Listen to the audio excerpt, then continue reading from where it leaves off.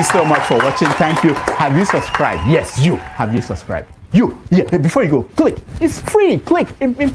Just that's it. Have you subscribed? You're laughing. Have you subscribed?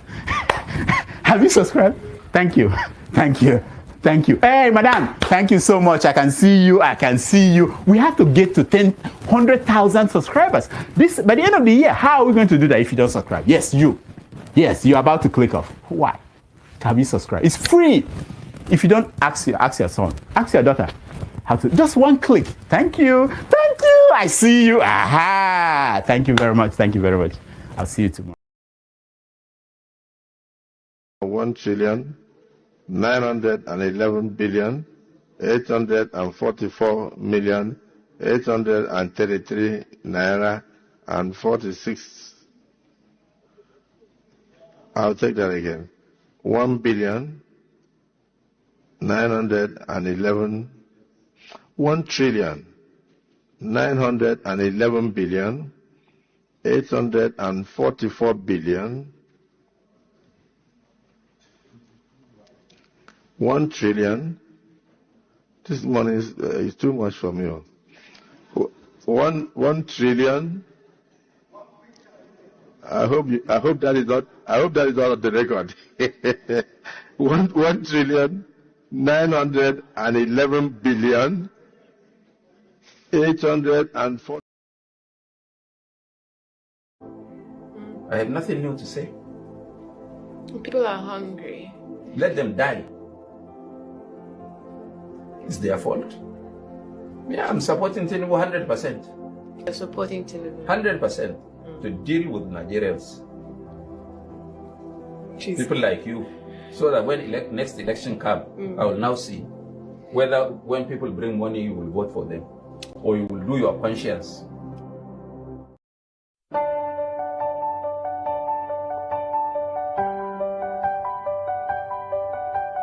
Heard the news, it came today. Pope Francis passed and they paved the way for talking heads and evening shows to name the next in line to wear the robe.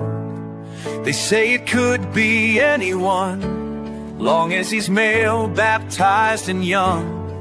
But the loss is more than faith and grace. You need to wear the collar, win the race. And you could be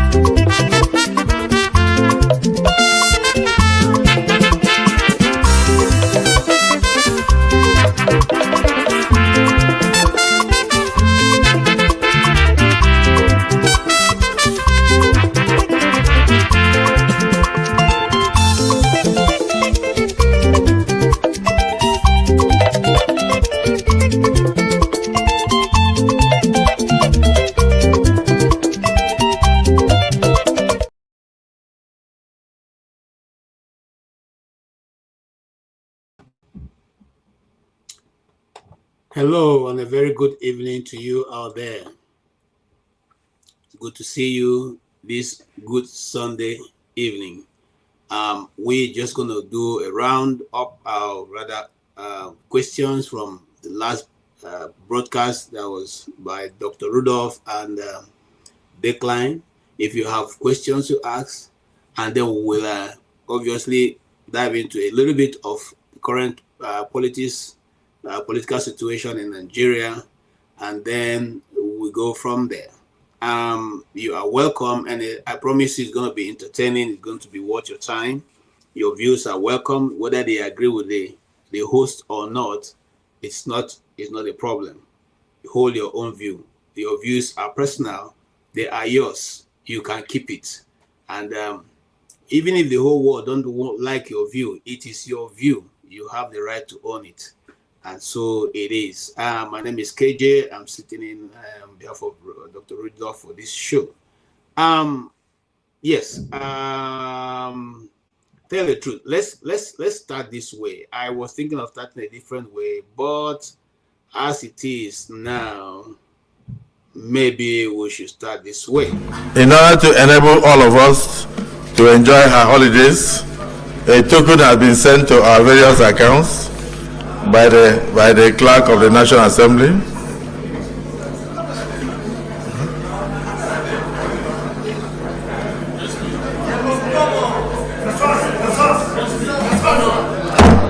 I will not. I withdraw that statement. In order to allow you to enjoy your holiday, the Senate President has sent prayers to your mailboxes. To assist you to go on a safe journey and return. This Senate.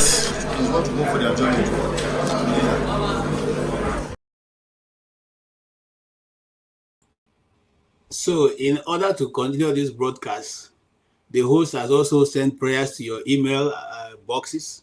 Please check your email boxes. Those prayers are very powerful. It will take you and it will bring you, no matter what the distance you are traveling, those prayers are very powerful. They will take you there. Yes, we were talking about the happenings in Kenya and of course the happenings in Nigeria.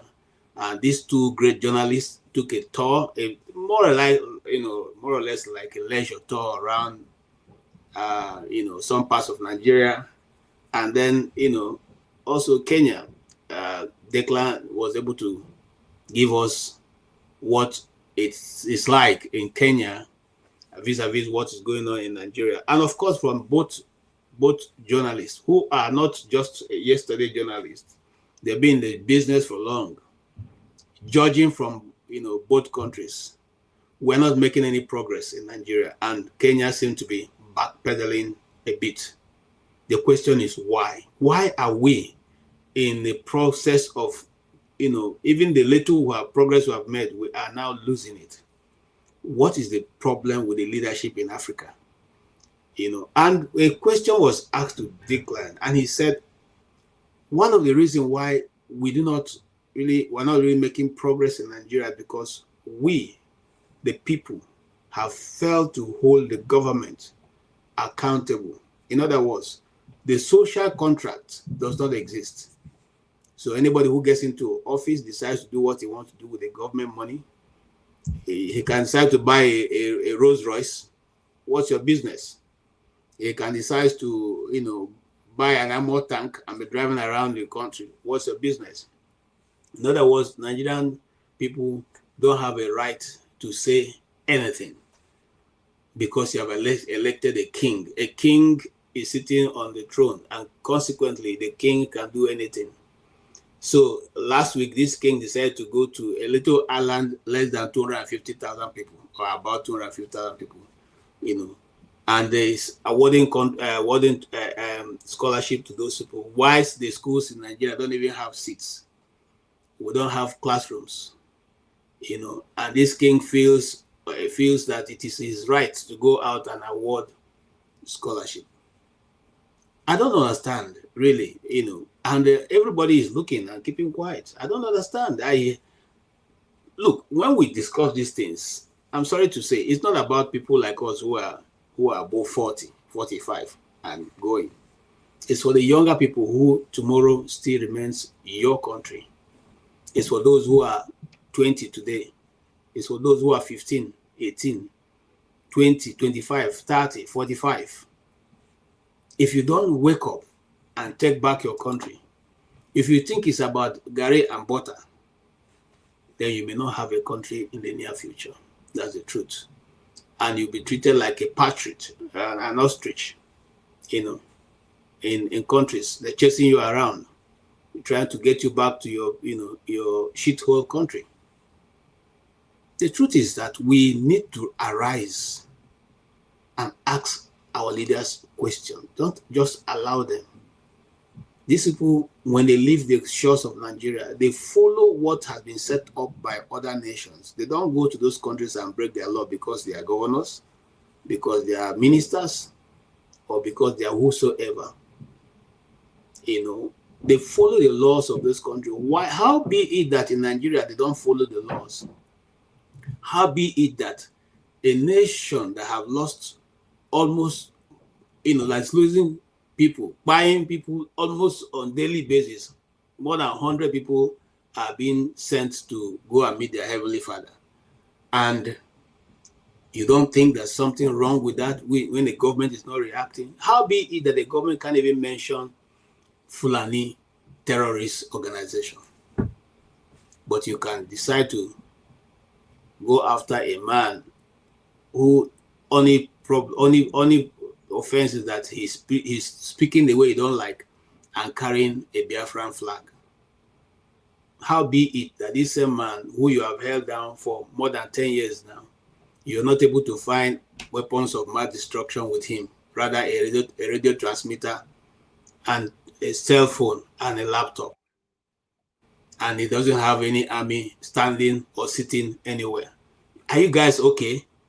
And everybody seems to think it's okay. Remember, many years ago, when the fall of Libya, we were then shouting in Abuja, you guys have to beef up security because these weapons are coming this direction. They didn't hear. You know, at that time, it was just speculations from,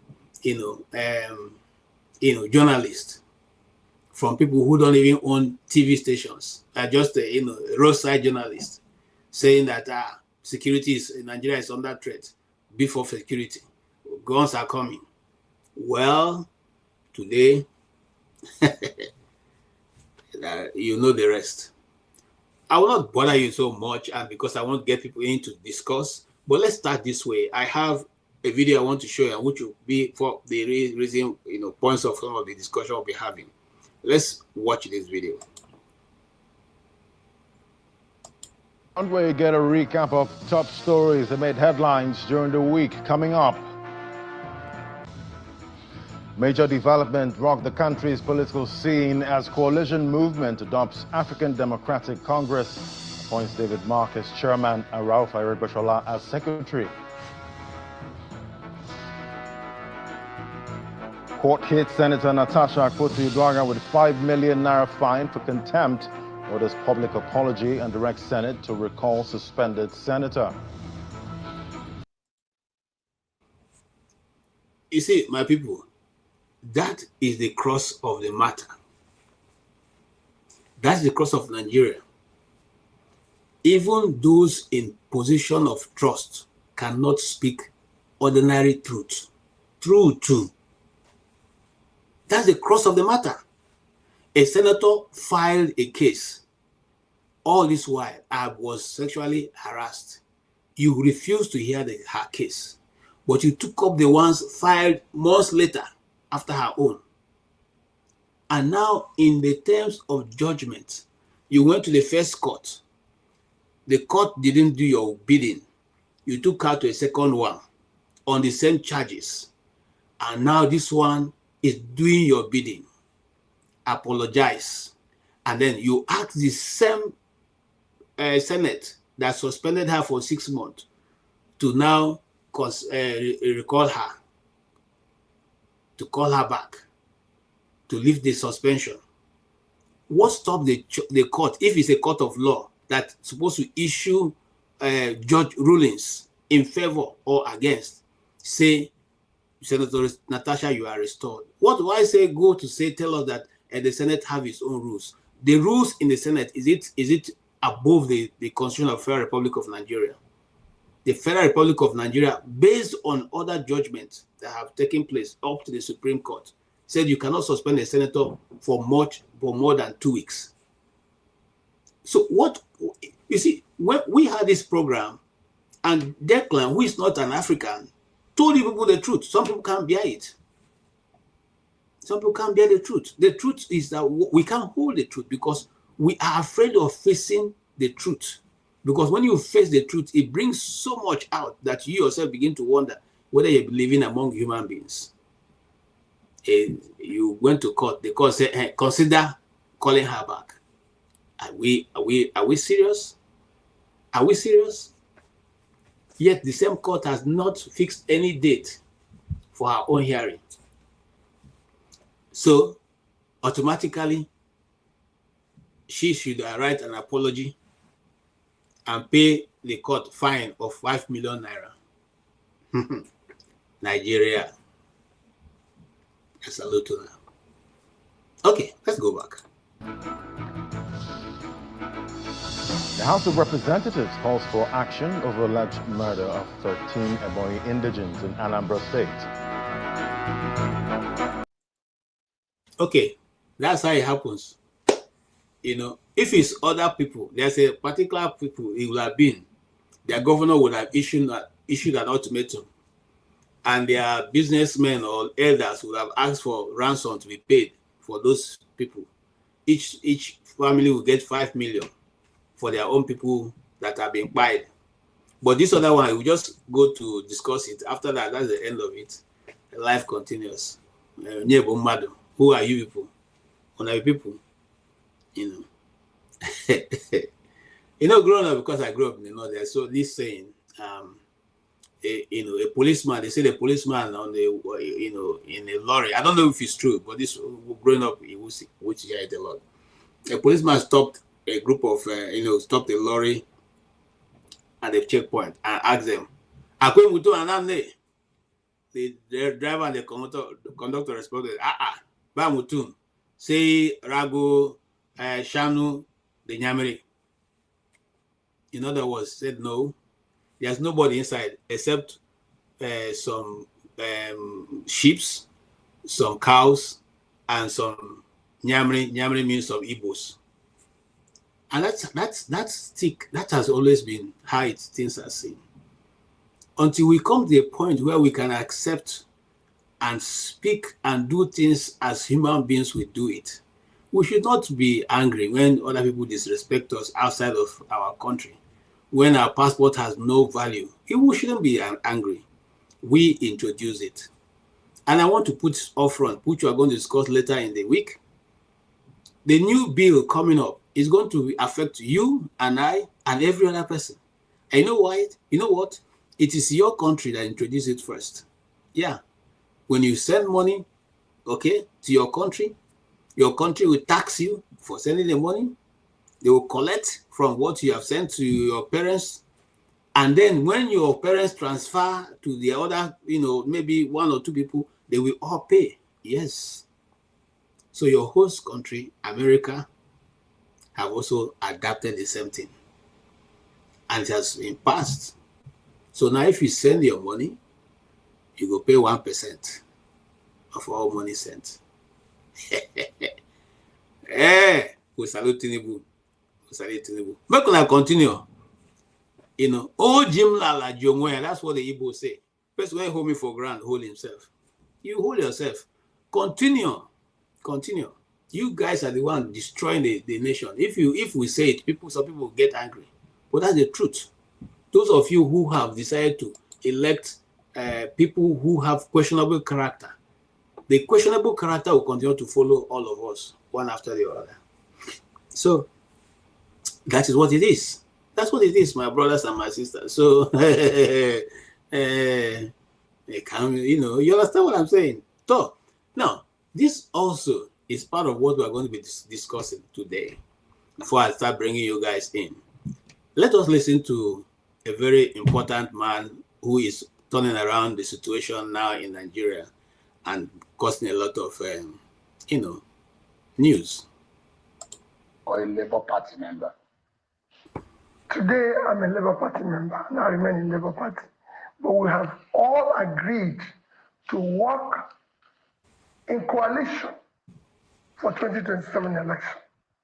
And for that, we've just adopted ABC. Going on, other parties, other individuals are going to still come in. But it's just like an unveiling, like you used it before, an adoption, which will still go into bringing other people together under the same umbrella and saying, we want better governance for this country. We want to see more competent government with the capacity and character to do the right things. So at some point you are going to leave Labour Party, is that it? Well, where we are, the coalition, this coalition might have other parties that will come together, like it's happened in the past, and change the name of the party, anything. But right now, we've adopted one party. The other ones are going to come in. So we can't say whether we're going to leave this or we're going to come into this. What is constant mind that we've all agreed to work together. The implication is a legal one. Whether or not, as someone who is intending to run for office, you have the ability to participate or be in two political parties, it then means that will affect your ability. So there's difference in between intention and being. I said I'm a member of this, and I'm going to work with this group. So it's like, oh, well, I want to invest in this company, where they say, oh, you cannot be in two companies at the same time. But I have indicated my intention. I want to go into this. That is not. Well, you don't see it as anti-party. No. There's not an anti-party. No, because I don't think Labour Party has agreed to. Remember, we said for 2027. Say we're not in 2027, we're in 2025. It's clear. We've adopted this for 2027.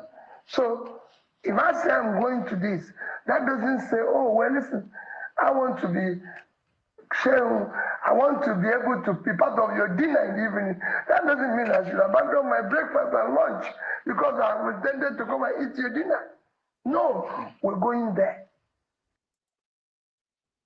Okay, that is explicit enough for those who love what's going on. Because P2B wants to join you for dinner, doesn't mean that he should abandon his breakfast and lunch. It's very simple. I mean, this guy has a way of putting things in a straightforward manner, But those who are looking for how to find fault with him, and I want to make a disclaimer here: I'm not an obedient. But those who are looking for how to find fault with him, we always try to look for what to put in his mouth.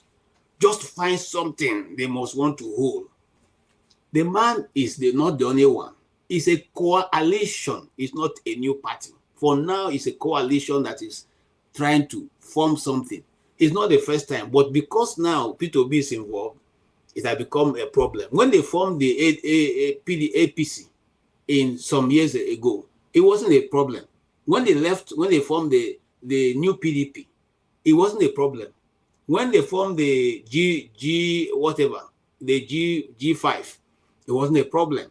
Nobody went to ask them, are you now, is this part of PDP? Are you now leaving? No. They will always look for how to find a spot. These are people who have red oil running on their white cloth, but they were looking for that spot, that small spot on this man. I have never seen in my lifetime such a time that even Nnamdi Azikiwe never had the attention that P2B is getting, having not been in government. Somebody ran for an office. You every day before you say you drink water, keep cup for ground. Then go call P2B. And if he's not an important individual, why is the media space filled with him? Why are they constantly talking about him? Because you know that he has something to offer. Let's face fact. This guy has something to offer. If our politicians have half of what they have, Nigeria would have been a heaven. After all, we all saw when Dubai was a desert, nobody wanted to go. It's not in our lifetime. We were in primary school when nobody was going to Dubai. Today, certain individuals rose up and said, no, they changed the status quo with what they have. Our own, we have it, but we're using it to buy Toyota cars and all the luxury goods around the world. Imagine a president buying a yacht. Even the capital of the country is not around the sea, but we have a yacht. Crazy, and nobody says anything. And when you want to say something, they say you are against the status quo. They begin to regionalize it. If that is how other nations have been fighting, you all heard what Declan said today. They have tribes in Kenya, but they don't line up along tribal lines because equity is distributed across, because justice is distributed across. Nobody comes to say you are from the Mau tribe. No, you shouldn't do. No. Everybody is at the same level. But our own, we decided to make sure that certain parts, certain individuals, do not get the they don't get the desired, justice and equity. And Peter Touch, even though he said that, but it's written in the Bible, you can't be talking about justice when there's no peace. You can't talk about peace when there's no justice.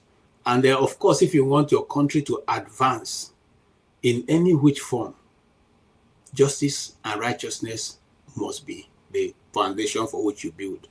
If not, you're wasting your time. You're just going to continuously to waste your time going around the circle. Have you seen that rat that run around the wheel? That's what we are doing. You keep running around the wheel and making a lot of movement, but no progress. And that's what we are doing here. I see from the comment section, somebody said that Nyamiri is not used for the Igbos, it's used for the people of South. I don't understand. Are you guys okay? Nyamiri, that's what it means. Nyamiri, that's what it means. When the people, oh, come on, don't let me tell that story. I don't know why people get this thing, but you think we just sit here and just talk? Nyamiri it simply means Nyamiri. And let me tell you the story.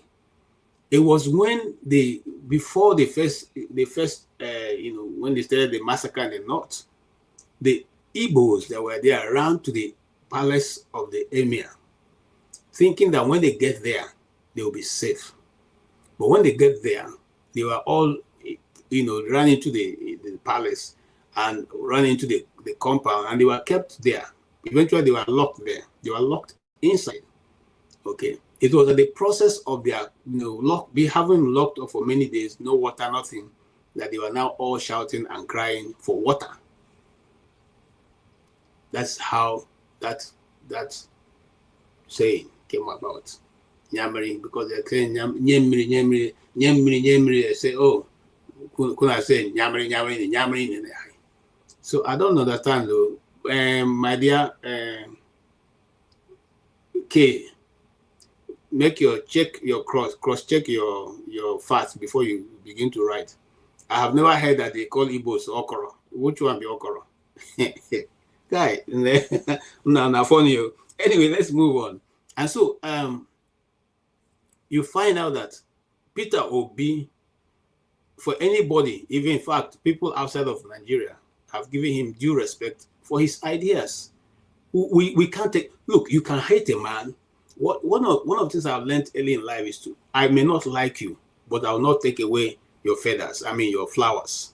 I may not be your friend who would readily stand up and say, okay, but I will not in any way infringe on what you have earned rightfully. And whether we like it or not, Peter Obi has earned his flowers. Make una give am to am. Don't take it away. Is it easy? Tell me how many of us, including me talking here, that you give me oil well, I will refuse. Tell me, how many of us you offered oil well, and then you say no, thank you very much. So he has done it. Remove your cap. It won't cost you nothing. He's not asking you to like him. Just accept that the man has, in the midst of darkness, he's a spark of light. Simple. It won't cost you nothing. It will not stop you from going to eat a egusi soup. So please, let's try as much as possible to be fair to one another. So, okay, whoever said it's Okoro, no, Igbos were never referred to as Okoro. And by the way, just to put you in the right distance, I'm not talking because I'm not talking. I lived in the North for more than 40 years. So please put that aside. Okoro is just a simple, just yesterday name that started calling. In fact, if you wanted to even talk about that, you have been referring to, the term Okoro, Obioma, and the rest. They just came in yesterday now. I'll tell you what happened. We have parents, uncles who witness some of these things. So if you didn't get your stories, your facts correctly, go and check it, and you can correct it from what I've said. Quote me, say KJ said so. All right, having said that, let's move on. Yes, and then there's another story. I want to go away from Peter Obi's story, but let's know that Peter Obi, you like him, you don't like him, has earned his due in Nigeria. I don't know how many governors who served and they don't collect pension. They don't give them cars. After every 4 years, they give them 4 cars. I don't know which of them who don't have houses in Abuja and Lagos and any other town of their choice. These are things that are there. Is verifiable. It's verifiable. How many of them, including those who claim to be millionaires before they became governors, they all are on pension. They are getting four official vehicles from government after every 4 years. They are getting houses built. And they are, in fact, some of them still get, certain, contracts given to them from the state. I beg, make una sit down. Make we do say the right thing, say what is right, and keep saying it. It does not matter whether I like the person or not. Just agree that this is wrong, this is right. Okay, I can see you. Stay humble. I will soon come to you. Give me some minutes. All right, let's move real fast. Now, this is another story that I want us to touch. It's been trending in the States. Here it is. Good morning, Vimbai. How are you this lovely approach? How are you this morning? Perfect. Our favorite Niger wife. Our favorite Niger wife. She's our and I know she loves it. To engage in prostitution. What was a moment? Our favorite Niger wife. Our favorite Niger wife. She's our and I know she loves it because she's always blushing. I do. Ruby on fire. How are you this morning? Dr. Abati, we missed you yesterday. Yeah. All right, shall we start with the biggest trending story at the moment? We'll begin what's trending. Music mogul Sean Diddy Combs has been denied bail following Tuesday's mixed verdict, which sent shockwaves through the entertainment community. Diddy was found guilty on 2 counts of transportation to engage in prostitution, but was acquitted on the more serious charges of sex trafficking and racketeering conspiracy. The judge, in denying him bail, cited years-long pattern of violence and ordered that he remain in custody until his sentencing, which has been proposed for October 3rd. The verdict, which has generated mixed reactions, came after a 7-week federal criminal trial. Combs was convicted on 2 counts of transportation to engage in prostitution involving his former girlfriend, Cassandra Cassie Ventura, and another woman who testified under the alias Jane. Both charges carry a maximum sentence of 20 years in prison. Combs was cleared of racketeering conspiracy and 2 counts of sex trafficking, one related to Cassie Ventura and one to Jane. These more serious charges could have resulted him in a mandatory minimum of 15 years and a maximum of life in prison. Cassie Ventura's attorney, Doug Wigdor, reacting to the verdict, said he is pleased that Sean Diddy Combs has finally been held accountable. Well, I think there was a lot of mixed emotions in the courtroom, generally speaking. Obviously, we would have liked to have seen convictions on the RICO charges and the sex trafficking charges, but Cassie prompted this investigation by the Southern District, and now Sean Combs stands before the court as a convicted felon of 2 federal crimes. He faces significant incarceration. Not the exact outcome that we wanted, but we are grateful to the jury for finding a guilty verdict on those 2 federal crimes. The team, the prosecution team, I thought did an excellent job. Again, not the outcome I'm sure that they wanted. They didn't get the top counts, but they at least were able to secure 2 convictions of 2. People of Biafra, IPOB, Nnamdi Kano, are by no means unsolvable. As far as the Minister of Works and proud son of the Southeast Zone is concerned, Senator David Umahi, Kano's release should never be a prerequisite for the region backing President Bola Tinubu's administration. Senator Umahi confirmed that the #1 citizen is a listening leader and that Kano's release would eventually come through divine grace. Well, underline that. Yeah. Yeah, I decided to put that one in quickly because, you know, these journalists, Nigerian journalists, we are very terrible. We are terrible. We choose to say what we want or what the government wants us to say. You call David Umahi a illustrious son of the East. I don't understand what you mean by that. Because if Kano is standing at the field and David Umahi is standing at the field and you ask Igbos to go choose one person out of them, if there are 100 Igbo men standing by that field who are not related to both people, who do you think they will go and meet? You think the Igbos will go and meet David Umahi, even with all the money that he has been able to amass in the last how many years now? It will never be. So let's tell ourselves this, call a spade a spade. When you want to talk about Martin Kano, talk about him as somebody who has the ability to call people to support him or to call people to a cause without money. We're not talking about people that help because they have not been able to put anybody through school or done any of those things or bought people houses. No, we're talking about somebody who by mere sensitization of his people have become endeared to his people. We're talking about a man who is less than 60 years old, who can stand and say to the southern eastern part of Nigeria, you know what, this is the course we are following, and the youths that constitutes over 70% of that region will follow him. If you don't think that person is great, I don't know who you want to tell me is great. Is it David Umahi? David Umahi, is he the one that's great?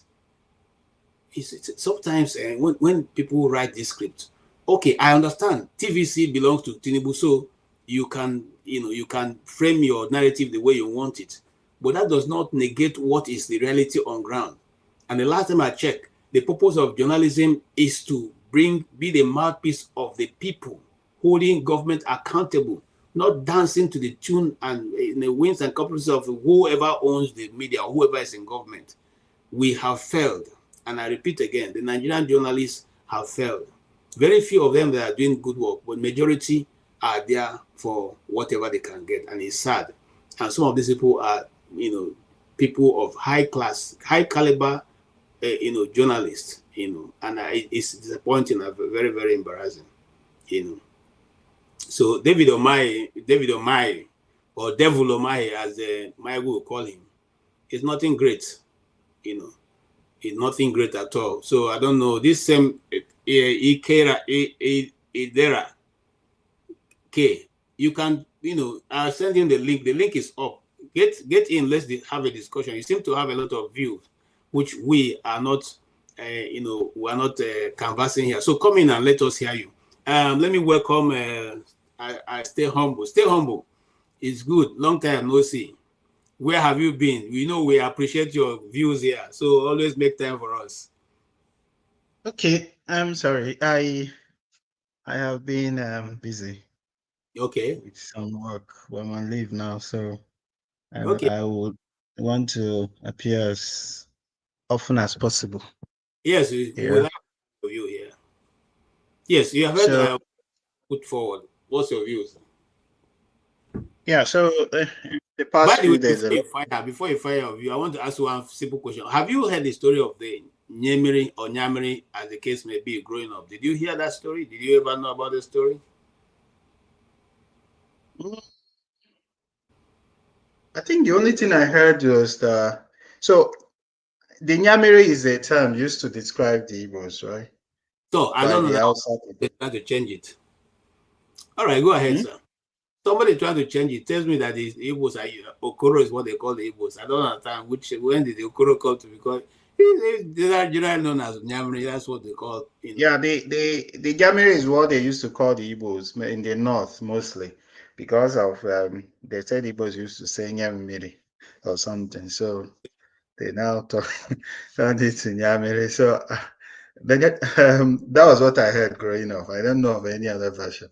All right, thank you. Go ahead.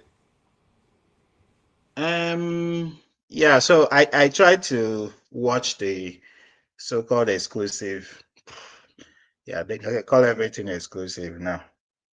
Interview of that Peter Obi granted. Yeah, because if we were to be in a sense society, in Nigeria, these people holding public offices should be speaking to people every time. The British Prime Minister, grants interviews all the time. They are not exclusive interviews. Kemi Bednock grants interviews all the time. Farage and the rest of them, they are not timed exclusive because, they are supposed to be speaking to the people, But now, Atiku Abubakar now. One day they will go to his house and he'll give them some brown envelope and they will interview him and edit the interview and say, oh, we are bringing you exclusive interview. Absolutely rubbish. So where do I even start? Yeah, you have many places to start. There are so many options. Sean did this case. I don't know. Okay, so I was scrolling through this thing. I saw that was the guest. Yeah, I don't know. I wasn't. And then this other reporters guy, Declan Galvin, also, I wouldn't have even watched that one because all those people are just part of the problems of Nigeria. So yeah, I don't have time for them. So regarding the coalition, which is what everyone is talking about now,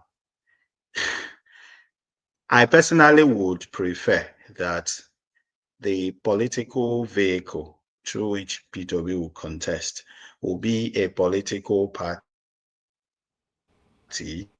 Nigerians, Nigerians that are tired of the North and South, divide, the religious abracadabra, and all sorts of things going on, and also with huge input from the Nigerians in diaspora having their own political vehicle, not waiting for us to ride on the political vehicle of these buccaneers.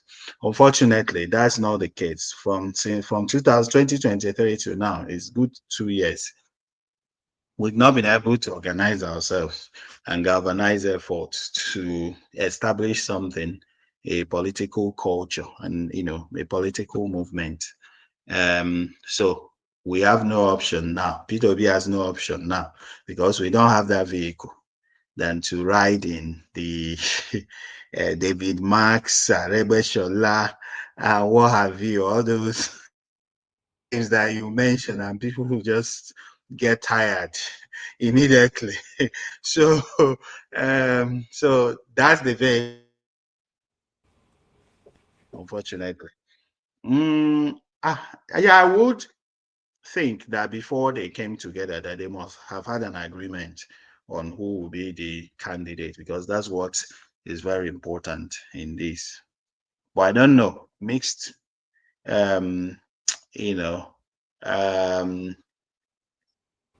yeah, we are having a lot of reactions, a lot of tones, from the camps, the camp of Atiku, people who still want to take their turn to do the Tinubu to rock, people who want to be appointed ministers, special advisors, what have you, saying who Atiku is the one to go there, etc. And then, you have the Nigerians who are P2B, and some other people maybe saying it's Amechi. Whatever is the case, I don't know. But P2B should be very careful And yeah, I know the reason why he's doing that is because the choice options are limited, and he really wants to build a bridge. But he should be very careful and try to also keep his movement going. The leaders of the obedient movement should continue the sensitizations, very formidable grassroots structures in case these people, because if they go into primary, all those open primary, Atiku will dollarize the whole thing. And the only way is through consensus, really. Otherwise, that will not. The interview he granted was really good. He said all those odd things he used to say. You understand? Yeah, so I think that's where, yeah, I think there are many things to talk about, really. Yeah. But as we progress, I will chip in my opinion. All right. Thank you so much for your opinion. And for anybody asking, this is not P2B's channel, but what is good is good. We will not take anybody's flowers away because we are trying to be politically correct. I am not one person. And whenever you see me here, please know that I'm not here for a popularity contest. It's not a beauty contest. I'm not looking for you to give me any honors. So I just say the way it is. You may not agree with me, but that is the way it is. P2B, for a Nigerian governor or person in office, has done what Napoleon could not do. Simple. You will like it or you don't like it. That is the truth. So let's leave it at that. If other governors were doing what he did, look, I lived in Makurdi for more than 30 years. And a person goes after living that place for almost 40 years and says it is still the same, it still look rural. It's still the same thing that how it were 30 years ago when Ape Aku first built the first major streets with street light and stadium. Is that not a shameful thing for somebody to say it's still the same way it is, and the human beings are existing there? Let's put all these policies, and that is why we are not moving forward, But you are here, and stay humble. You are here. There's one other trending story that I want you to jump on, which is about what happened to Natasha Akpoti. Here is it. We now look at legislative matters. The Senate has set conditions for the reinstatement of Senator Natasha Akpoti-Uduaghan following a federal high court judgment that nullified her 6-month suspension. Justice Binta Nyako ruled that the suspension was excessive and denied Kogi Central constituents representation. While affirming the Senate's authority to discipline members, the court directed Akpoti-Uduaghan to apologize publicly for contempt over a satirical Facebook post and to make a 5 million naira fine payment. Meanwhile, Senate spokesperson Yemi Adaramodu said the Red Chamber will only act after Akpoti-Uduaghan complies with the court's directives. Senate counsel Paul Dauda also clarified that the judgment did not mandate her reinstatement, but advised reconsideration. And now to discuss. So, my question to you, stay humble, is why would the court advise the Senate instead of ordering the Senate to reinstate an action that is totally against the Constitution of the Federal Republic of Nigeria? You are muted. Yes, I think the courts and the judiciary, they are still in the pockets of these people. So, we should not be surprised by whatever pronouncement is coming from them.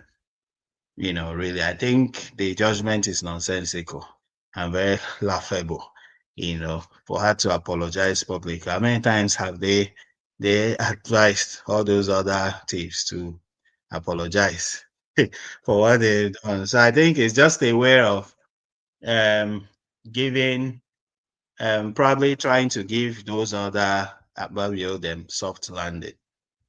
I think that's what I would say, really. It's a nonsensical judgment. Okay, one of our guests said that the court doesn't have a power to order the Senate. Is that correct? Is the Senate of the Federal Republic of Nigeria is above the court? No, The court can order anybody, including the president. So, including the president. Yeah. We have seen in America here where the president takes an order and a local government court, local government. In other words, I say local government because that's what it is in Nigerian political setup. A local government court magistrate will go to court and say that order will be what? Rescinded. We will refuse that order until so and so is done, or until you get a higher order. So why is that in Nigeria that the courts are above? I'm sorry, the Senate is above the court, or the government is above the court? Is that how it should be?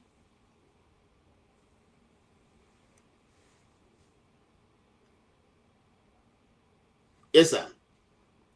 Yeah, so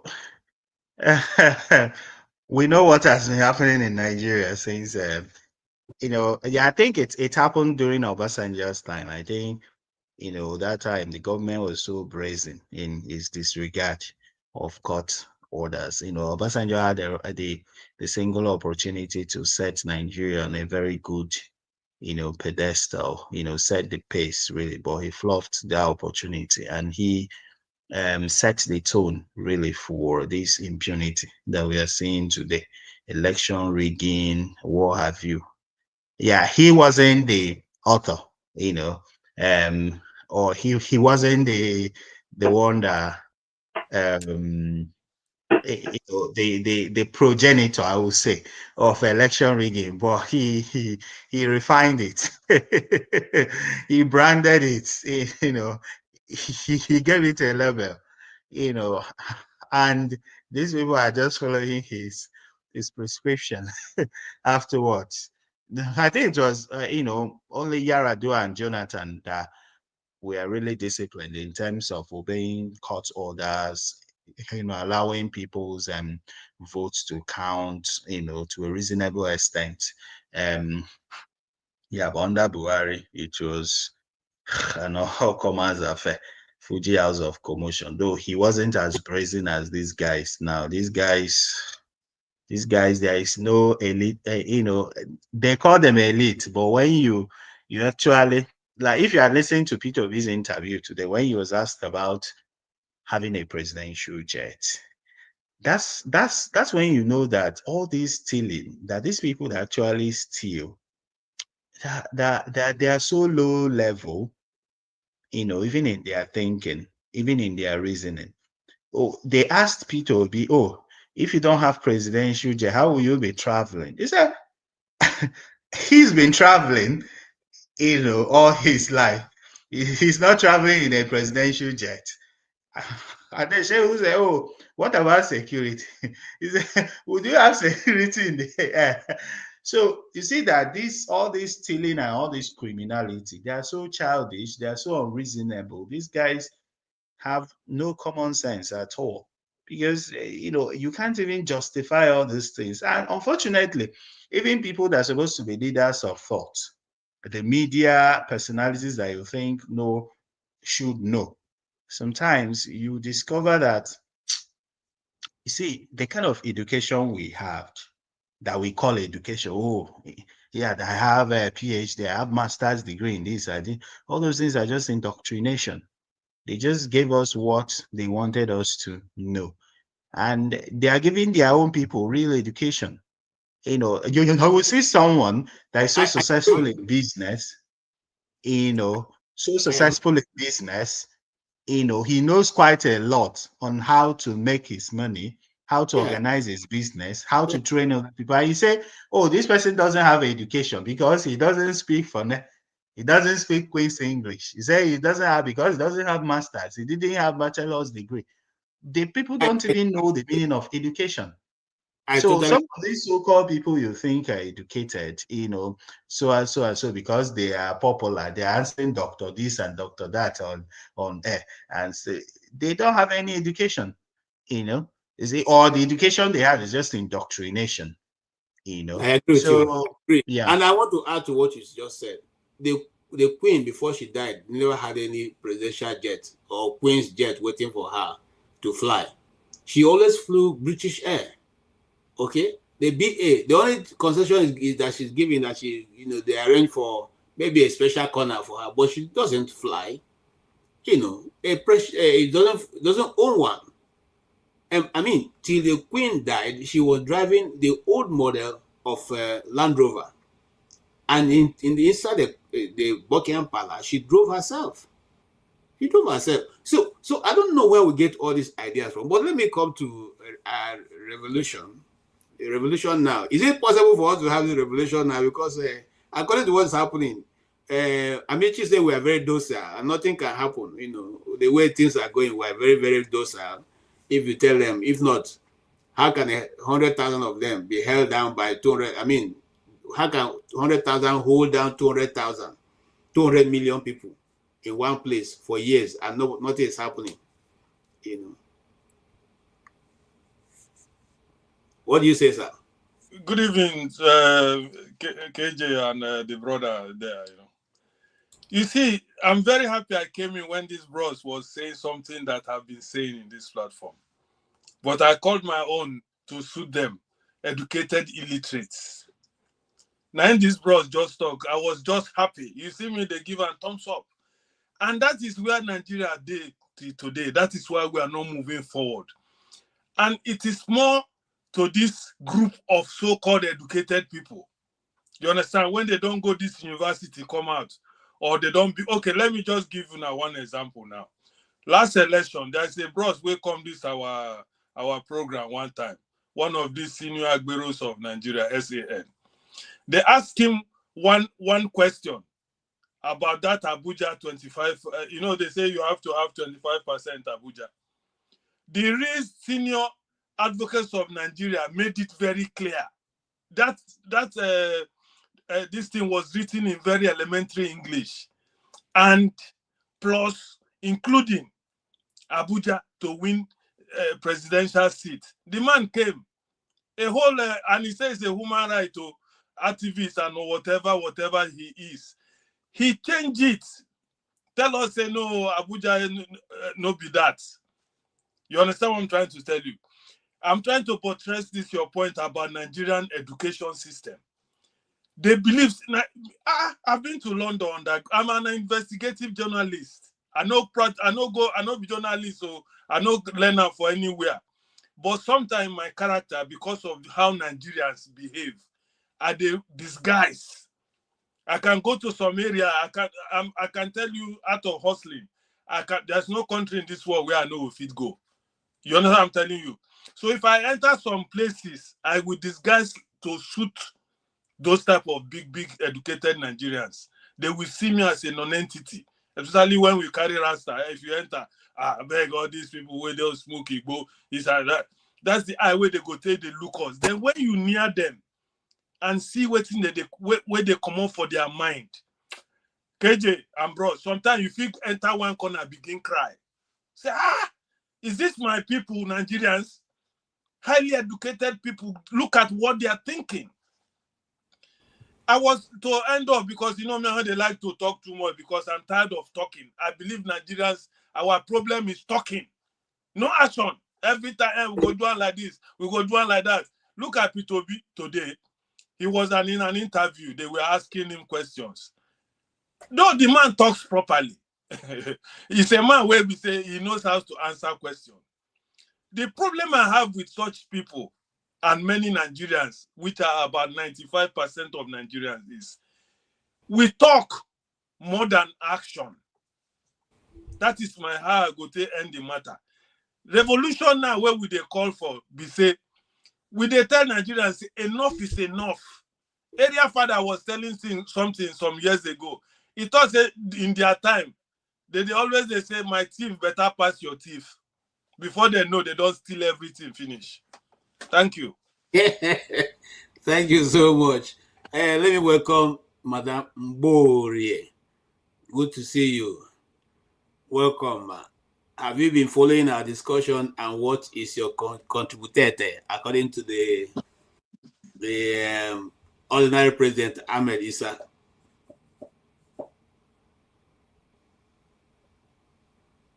You are muted.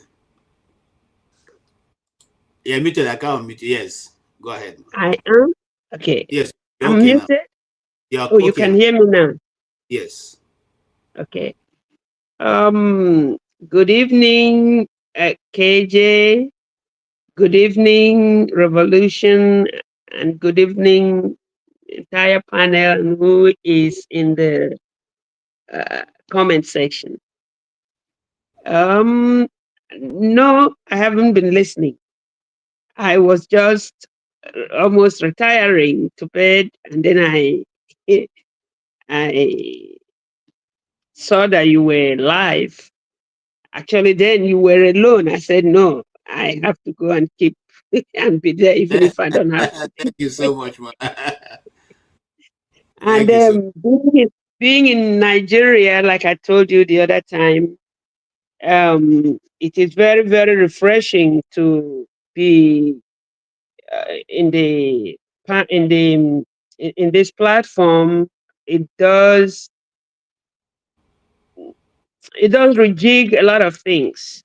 It sure does. Nani Revolution. I don't know if you understand Igbo language. Good evening, ma. Ana m ekele ọfụma. Ana m asụ ewo ekele m biko ekele m. And ana m arịọtụ biko ya bụrụ na o kwere mee ka unu gwatụnụ m aha Igbo unu biko nọ. Ndị ọma. Aha Igbo na-enye ọbara. Aha Igbo na-emepe ụzọ. Ana m agwa gị nke bụ eziokwu. Eziokwu. Ya. Kwukwa ya ọzọ nna anyị ukwu. Nsi na ekweta m ife ikwuru. Ana m eche n'aha Igbo gị ya ka m na-eche.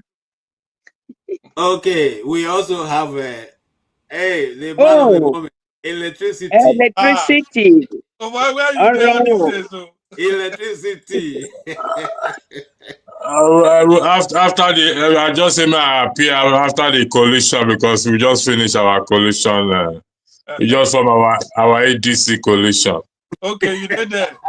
I did among them. Okay, that's good. So you support the coalition? I decrease for a long support coalition. Me, I no support am. I tell people to stand alone. Only will make you stand alone. So let's go this way. Madam Mbore, what do you think about the coalition? Is it workable when you are in the East? Yeah. I'm not in the East. I am here in Lagos. Okay, in Lagos, where you are, how do they view the coalition? Is something that is workable? Okay, let me tell you what's happening here. My entire family is Jehovah's Witness, so they don't even want to hear nothing about politics. So, and I am still a little bit,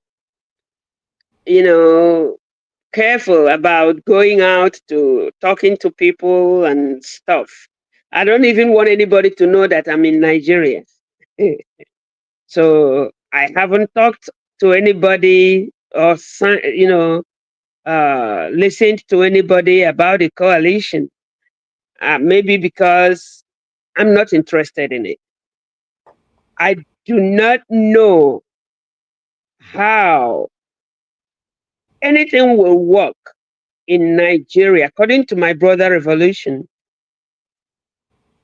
people are not very willing to go and do a do or die affair. And that's what I see facing Nigeria today. If you are not ready to die, I don't know how you can help the situation of Nigeria. Because like I shared the first time I came to this platform, if you go to the village, a 10-year-old boy, you are looking for a way to get them well educated, because what Nigeria is doing, nobody is going to school in Nigeria, if you ask me. They are not interested there. They are not interested in education. They are pointing out to you how many people who barely finished elementary 6 that are in politics, and they are building huge, mansions and stuff like that. They think Where is this old woman coming from? Doesn't she see what is happening? So I do not know how coalition or any other thing they're going to baptize it with will help the state of Nigeria. I don't. I'm sorry. I have to just let you know the way I feel. You still will, you know, Oga Revolution, you still will tell me Ahibuke. Yeah, your views are okay. I mean, you don't have to agree with everybody's view. That's your view, and we'll respect that. And yeah, Revolution. Let's hear from Electricity. You know, since it's come back from I'm back from the coalition from listen, what Revolution have said it. Good evening all. It's disappointing in the matter of Peter Obi because they can do whatever they want to do. But why Peter Obi cannot stand on his own with the obedient is the most shocking thing. This is the same article. If you watch news now, article said women, youth and women with 70% in his presidency. Everybody say, hey, and I don't hear now, no be Obi presidency or article presidency. KJ, it's disappointing. Yeah, you know, I was going to that because I wanted to say to you that earlier Atiku had initially fired the first server in a Hausa broadcast when he said that he's in his government. So I'm wondering if totally. And then I have another video where a man said they have all accepted to come under Dati and Obi's movement. So I'm wondering, you see, there are two conflicting news going on. But KJ, give it to I am in my presidency. This other guy speaking on behalf of the coalition says we have accepted to coerce around Obi Dati movement. Okay. And if you listen to another broadcast, somebody in ADC that they came to hijack ADC from them. So yeah, the guy in ADC says that no, we will not give up ADC for you people. So the question now is it the same thing that have been pursuing other parties in Nigeria that now trying to pursue this one? Because there's already confusion. There's already confusion in the camp. But that being said, I feel disappointed. I have to be honest in respect to Peter Obi. I went to watch a movie this evening, and there's this inscription there. Fail, we may fail, but go, we must go. Fail, we may fail, but go, we must go. That thing was ringing in my head. I mean, I think that should be Peter Obi's motto, that I may fail if I go on my own with the obedient, but go, I must go and start a political party of my own, this and that. Because really, if you left Atiku in 2023 election, say you cannot be vice president, and you left, and now, and you know Atiku has been wanting to be president for long. How many times now has he contested? And he will not say he wants to become vice president. Let's be realistic here. It's not possible. We're only just fooling. And it's a very sad situation. I think Peter Obi himself, very disappointed that he has enough support in Nigeria and the diaspora to, you don't have to win the presidency, but become a viable opposition. When you become a viable opposition, you give this challenge, then it's. I mean, they will know that it's not easy. But like I said, I am very disappointed.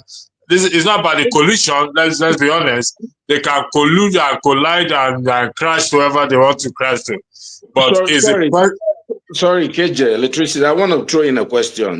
Because I've heard many people. I will join later, please. Later. Okay, Revolution. Thank you. No, hold on, Odi. Okay. No, I just want to throw in something so he can, because that's why I joined, because of this line of argument he's been making. Because this being an APC line of argument, you know, they are very disappointed with P2B. Look, everything P2B does, there's a group that's always disappointed. If he doesn't talk or he talks, he's very disappointed. He gives an interview for 1 hour. They'll pick out 2 minutes that they are all disappointed with. What are you disappointed with? You're saying you're disappointed that he's not going to go it all alone. He's gone all alone. He's probably won the election. And it's not fair. Audi, with due respect, you have to, that is my viewpoint. That is my argument. So you don't have to like it. And you didn't even ask any question in the first place. You said you wanted to ask question. No, I said, what is the aspect you're disappointed? I asked the question. But I did state the aspect I'm disappointed in. So I don't understand what you don't understand in what I just said. Well, I can ask you a question to clarify. It's okay. You can clarify yourself. If you don't get upset. Let me moderate. I'm not getting upset. The way you went. You are actually. Hold on. OD simply is asking. Yeah. Majority of people are always disappointed, even when OB seems to be saying something that is reasonable, but they always come out to be disappointed. So one, he said that this is the talking point. Hold on. For himself. No. In fairness, we are not gonna say this is not a classroom. Okay? Hold on, my brother. No, hold on, KJ. No, because we need to be fair to each other. Electricity is speaking for electricity, not on behalf of APC or any other person. Yes. Why would anybody? So let him speak for himself, and he should be allowed to. But he has. I'm speaking for myself too. What's the problem? Why do you want us to do this? Everybody speaks for himself. Why are you interrupting him? Why would you stop his Everybody interrupts everybody in this program. We all interject. What's the problem? Gentlemen, let's come back. Electricity. Finish your point. You see, my point. Thank you, Master. You see, like I said, I don't care about the coalition or whatever it is. Given to what P2B have said over time, I thought that mingling himself with this kind of with these people like Atiku and because he left PDP to go and join Labour in 2023 because he couldn't be a vice president. Atiku now is with these people. I mean, what? Look, for example, look at this guy. What's his name in the US? Elon Musk just floated or suggested or floated a political party on his own after his fallout with Donald Trump. P2B has the supporters and support in Nigeria and abroad. He could stand on his own. Like I said, I went to watch a movie. They say, fail we may fail, but go we must go. So, but the go is the must. So he may fail if he stands on his own with all his support and not become president in 2027. But it's going to be a force to reckon with. If this is my own view, and I have a right to be disappointed. You can be disappointed in me, in what I do or what I don't do. People are disappointed in Tinubu. Tinubu says something today, they'll be disappointed in a week. So people are entitled to be disappointed if they want to be disappointed. And if anybody wants to defend anyone, well, that's their own. People are disappointed in me as well on this platform. Do I go put a gun on their head and blow their head off? So I state my own position.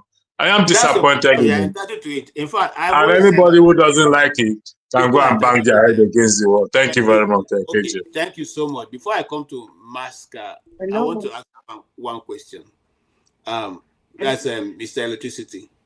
Do you perhaps by any means think that Obi had done some? In the next 1 hour. Do you think by any means Obi had done some consultation before making this move that he made in Nigeria there? Are you asking me a question? Yes. Because these are political players. Yes, probably he may have done. Yeah, probably he may have. I'm not being. Probably he may have consulted. Okay. But I am saying, personally, regardless of whatever consultation or advice they may have given to him, it should still say, you know what, enough is enough. I want to stand on my own, or I just call it quits. I have enough supporters. I have enough obedient and in Nigeria and in diaspora and everywhere who believe strongly in him. Now, as a result of this, there's going to be division even in the obedient camp, because some of them don't like Atiku, some of them like El-Rufai, some of them don't like this. So the body is already, the house is already divided even before we can say it has it's standing. It's already divided. And that is the strategy. They will divide everything. And come 2027, my uncle, our father, Tinubu, will become president in 2027. There is no doubt about it. Because why? Did you see Kiyamo's speech when he heard about the coalition? Yeah, but are you going to expect something different? He is an opposition leader, and as far as he's concerned, the weaker the candidate, the better for their chance. The better for them. But Peter Obi is a strong candidate as far as I'm concerned. If he is standing on his own, he's a strong candidate. So based on that, if you look at what Kiamo said, anyway, let me move on so we can make progress. Yeah, so we can have us. Yeah, Mr. Maska, what is your view? No, Odi was here before me, KJ. Go ahead. I know Odi was here. Just want you. Odi, I'm coming. Go ahead. What is your take? I know. Let Odi speak. Let's be realistic, people. Let the man who was here before me speak. I would speak after Odi. Okay, so good day, everybody. Wherever you are, good evening or good morning. I'm happy to talk to you guys, people on the comment section. I think the only thing that will save us in this country is truth. The day we stop saying the truth, then, well, anyway, that's part of our problem. What I don't like is pretense. If wherever you are, if you're a Republican, and this is why we don't have ideology in Nigeria. The Republican will say, I'm for cutting taxes. Democrats will come and say, I'm for increasing taxes, social welfare, and all that. But Nigeria, people are chameleon. They come in, oh, I like Tinubu, but everything they say is against Tinubu. I'm an APC man, I'm a progressive, but the undercurrent of, so what are we doing, it's because of the man again, because everything that he said, I think Obi is a strong candidate, but, everything Obi is doing is bad.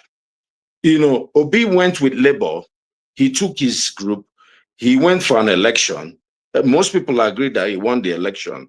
But he didn't have good standing in the North. People say, oh, he's not a good politician. He didn't consult widely.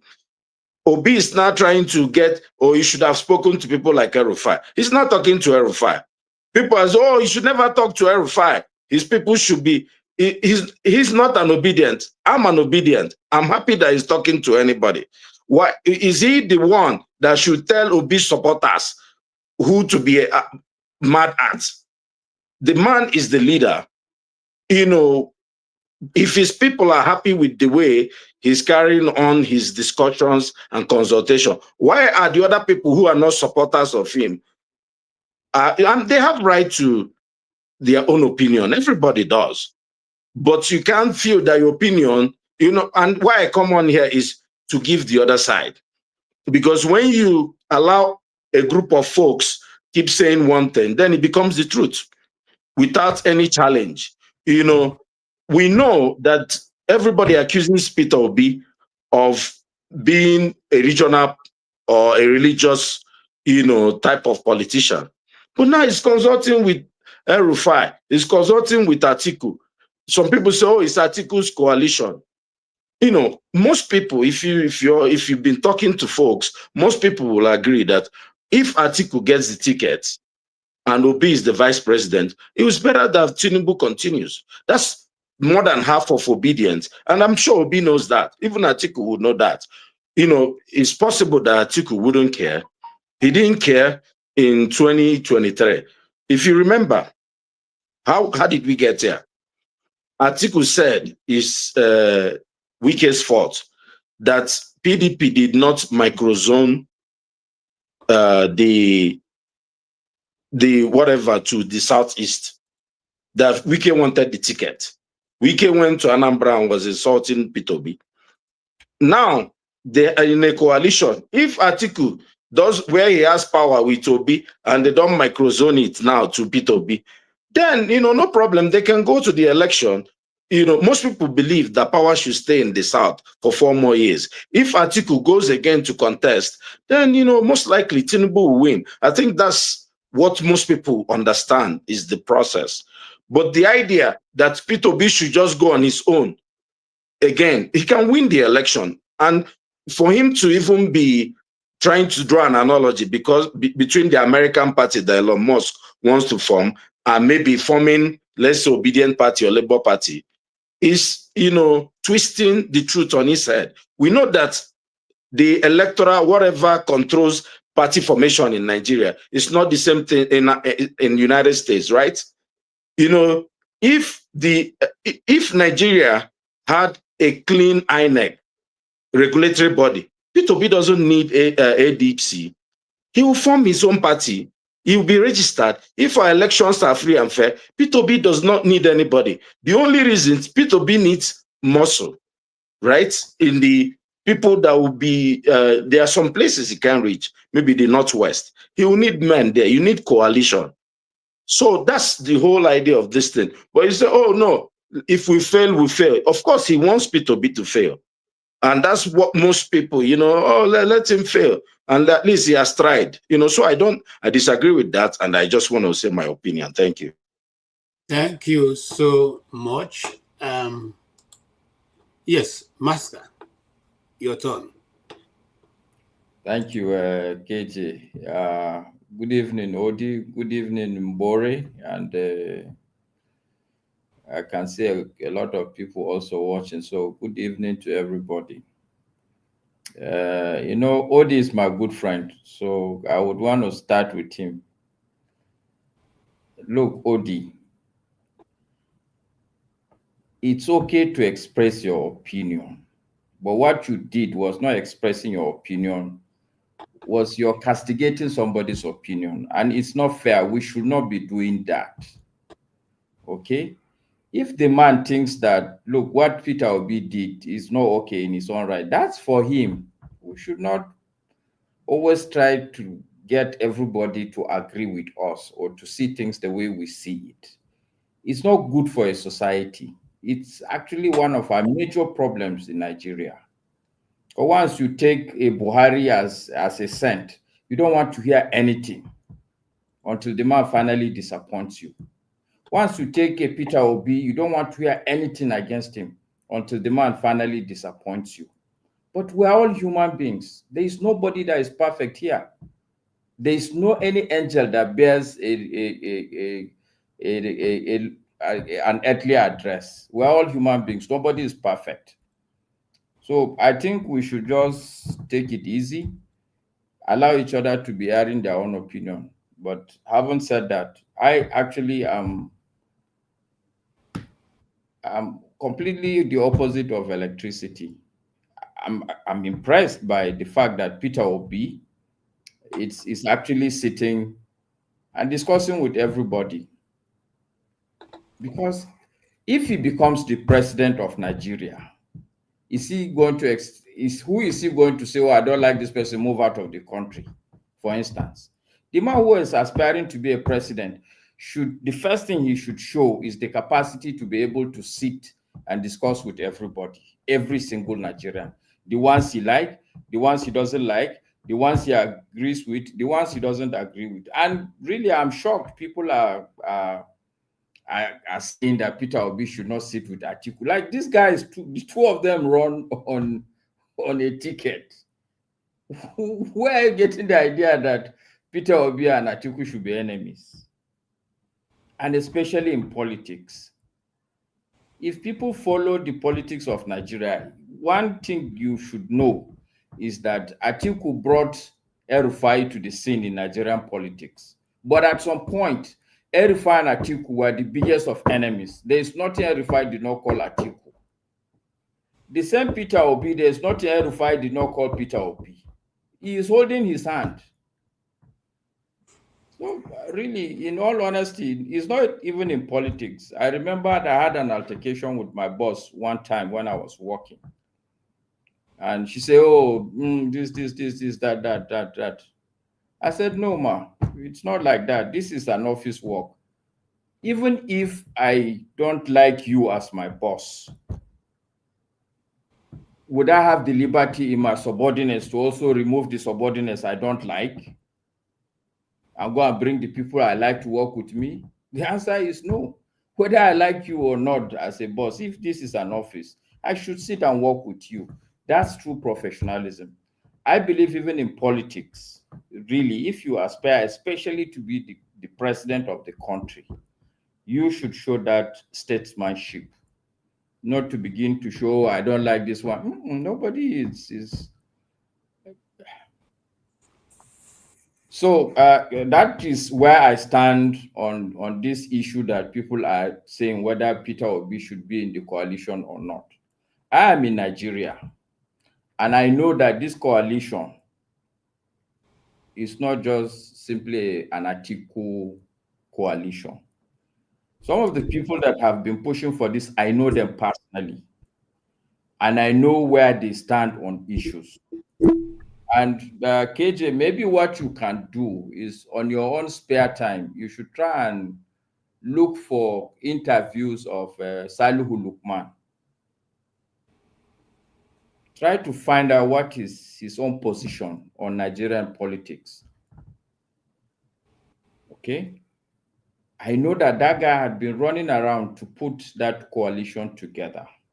One of the things when I listen to his interviews, I know he keeps harping upon is the fact that we need party supremacy in Nigeria. He was, I think, a vice president of APC at some point. He resigned simply because they have not been calling for meetings. The organs of the party were not sitting to meet. He was very adamant that any party that does not have a properly functional structure is not going to deliver the dividends of democracy. And when I listen to some of the people, there's one guy, I think Abdullah, he's somebody, he has a Yoruba name also. These are the things he seems to be saying. And for me, as an individual, as a Nigerian, yes, I don't like Nigerian politicians. I mean, every sane Nigerian is going to be unhappy with these lots of people because it's so obvious. Is it the impunity? Is it the lack of decorum? Is it the way they spend the money? Is it the lack of vision? Is it the somersault? There are so many things for you to be angry about. But I've always also said that, yes, see, this attitude of holier than thou is not going to take anybody anywhere. That's why, for me, even people like Peter Obi, I respect them because in my mind, they are far better than me. Because we say that politics is also a dirty game, it's a dangerous game. But these people have understood that, but they have decided to go in and throw their heart into the ring. I remember there was some discussions around Showore. I think that's the first time me and KG agreed that, look, I think Showore is better than me. Because after all has been said and done, in terms of courage to challenge the status quo, I think Showore has done far better than what ordinarily I have done. So I think we as Nigerians should give this ADC a chance. I don't think if we write it off and begin to speculate, I don't think we are doing anything good for ourselves also. Okay. So KJ, let me just, can I just say something? And in 30 seconds, I'll finish, then you can talk. Oh, I thought you finished. Hold on, Odi, let him finish. Let him finish. Yeah, so my submission, KJ, is that I think it's too early for us to be speculating what is going to happen. I think the right thing for us to be discussing now is to start giving suggestions, even to the ADC, in concrete action steps, what they should be doing. And I think also we should not just be carried away with the razzmatazz of politics. The issues of, what do they call it? The reforms. Nobody is talking about it now. Until when they do the election and things are not going well, we start crying and whining and whining. People should be talking about that also. I have canvassed on this platform that I believe that Nigerians, especially Nigerians in diaspora, they have the capacity to put a structure where election results can be collated. So you are not going to be the one to determine who will be the president. But if you say the numbers are not correct, let there be an independent number that somebody has collected for every single polling booth, and is collected electronically, so that we can have the advantage of saying, oh, this is the numbers according to what we have done. What I'm saying is that people should also be talking about what will happen on that election day. We should look at the whole process, because this is our lives. To just sit down here and be speculating and be castigating, I think is not very smart. Thank you. I rest my case. Thank you so much. Before Ode speaks, I want to say something. Yeah, I don't know how many of you have seen that cartoon, the man, the wife, the donkey, and the critics. The first clue, the first part of that cartoon says, clueless couple. They don't even know how to ride a donkey, because the man and his wife were walking and the donkey was walking there by their side. Then the man and his donkey, and his wife got onto the donkey, and the same critics who have standing there said, the next thing they said is, what a wicked couple. They have no mercy for this simple animal. And they hearing that, the man and his wife came down, and then the man came down, allowed his wife to sit on it. And the next thing the same people said was, stupid man. He should ride this thing, because he's the boss of the woman. He's better than the woman. Why should he allow the woman to be on the horse while he's walking with his leg? The man brought his wife down, and he climbed. And the same set of people said, selfish man. He should have been kind enough to allow his wife to ride the donkey instead of him to be riding the donkey. So he came down, and finally the wife and himself, they carried the donkey on their shoulders, and they laughed, say, stupid. Look at how stupid these couples are. They carried the donkey instead of putting it down to have a ride on it. See, why am I reading that out? I'm just reading that so that you guys know this is the society we live in. They will always have something to say. If you do, they say you do. If you don't do, they say he has been jabbed with his hand behind his back and he's not doing anything and he wants to be a leader. So what I'm simply saying in essence is this. We will not be able to satisfy everybody at the same time. And I agree with what Electricity said. We must keep moving forward. Let's not be stagnant. When we make a move that's not working, we can always change ourselves. But we cannot say, because it didn't work yesterday, it will not work today. And you guys have been saying, oh, this man he's just being by himself. The truth is that where is he going to get the people that he will work with? Are they going to come from the sky? So between the ones that you can manage to work with, you manage and work with them, But I don't believe that, he's making any mistake. I think that politics is very transactional, and the ones you can find to work with, you work with them. But that's my opinion. I'm not going to impose on anybody. AY, what is your own opinion? Sorry, I wanted to throw in something. Hold on, let Odi say something. Yeah, so hey, Masca, long time no see. I'm sorry about the tone, but it was intentional, really, because Electricity is a host on this show. He has a big mouth. He has a loudspeaker, right? And he's been voicing this. He's been, this stand, this evasive left and right kind of. Wherever he walks today, Nigeria will say, where Bele face, So I needed to come and challenge him.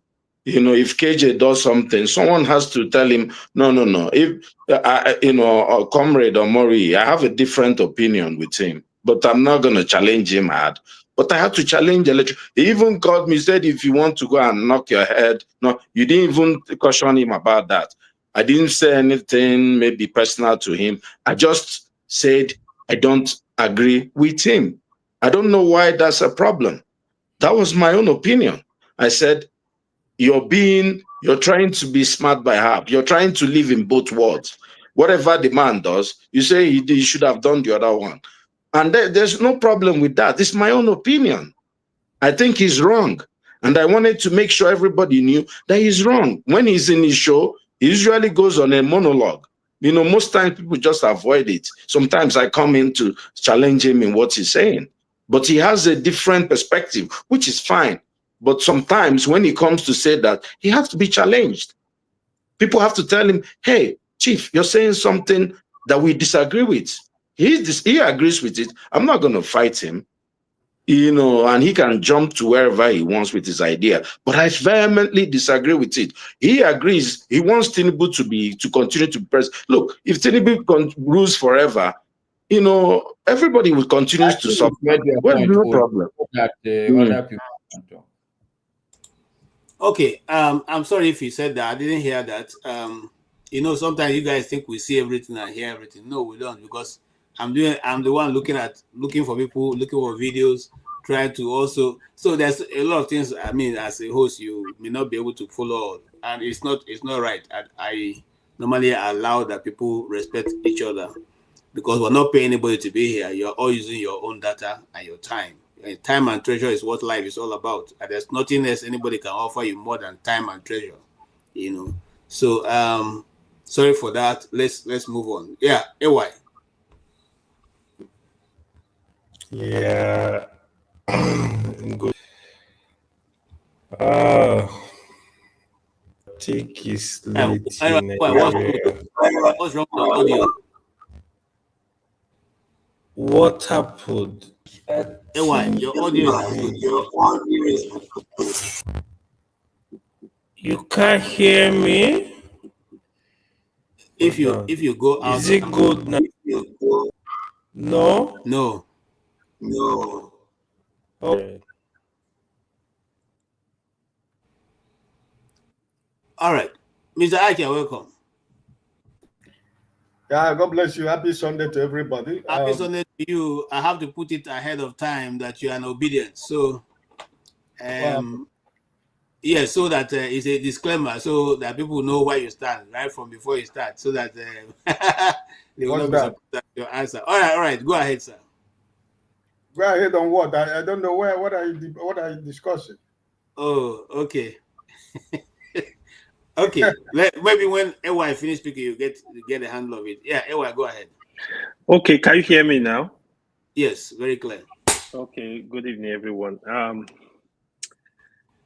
Yep. So the topic of discussion, I want to smash with a little bit, you know. As somebody was saying, they behave like a principal. Actually, headmaster, that's the way they behave. But he has repeated though, so he's actually getting better. It was actually KJ. I was saying that he's behaving like a headmaster. He was trying to do like a class teacher. KJ is a principal now. Well, good discussion. You see, the truth is, you know, the OB supporters, there are really die-hard core supporters. I usually describe them like Buhari supporters. Buhari supporters used to be like that. The problem I see with that, they don't allow people to criticize OB constructively. The moment you say anything against OB, they think you are against him. I don't think it's like that. We gotta take it easy, you know. Like even the other time, I was telling some of them, I said, listen, OB is a national project. That is the way Nigeria should look at it now. OB has a lot of good things compared to our traditional politician, right? OKJ, I heard you saying, I also saw that news yesterday that Obi was offered oil well and he rejected it. That's a fact. I think I saw that. But however, I don't know why he rejected it. I think it's an opportunity. I don't think he's stealing anything. If I were him, I would accept it. I'm sorry, I will accept it. I use it to do good for the people. But to his soul, for his own personal reason, he rejected it. That's a good point too, you know. And the other thing is, he's literally the only governor in Nigeria, probably, that is not collecting pressure, even before he showed interest in presidency. I think that's another good point, right? He got some very good point, but I'm gonna say this. I've heard a lot of people say all kind of stuff. Politics is negotiation. You gotta get on the table to negotiate. Nobody will just dash you power. Power is about negotiation. Sometimes you gotta work with people you don't like, people you like. It's just normal. Look at Buhari. Buhari was able to work with Tinubu. Then so Peter Obi, people gotta cut him some slack. He definitely need some politicians. If you don't want to work with anybody, who is gonna support you though? So you gotta have that problem. So I'm really expecting him to try to negotiate very strongly with some of our politicians. I don't think there's anything wrong with that. Otherwise, it's gonna be very hard. It's gonna be very hard. But I know personally, I've been saying that when people were saying, even yesterday, oh, Atiku is not gonna contest. I say, you joking, bro. Atiku is contesting. Forget it. If you don't understand it, forget it. Atiku is gonna contest. But Peter Obi, I think one thing that can really help him is his vice president could be a factor that will really speak up. He need to look for somebody that can garner the vote in the north, especially. That Yusuf is good, but that Yusuf does not, I don't think he has the political clout to do anything in the north, to be honest. We need to tell ourselves the truth. Even he knows that. You can have this discussion in such a way that Yusuf can come in another way, It's going to be part of the equation too. He needs to really look for like mind across the country. Because defeating Tinubu is not.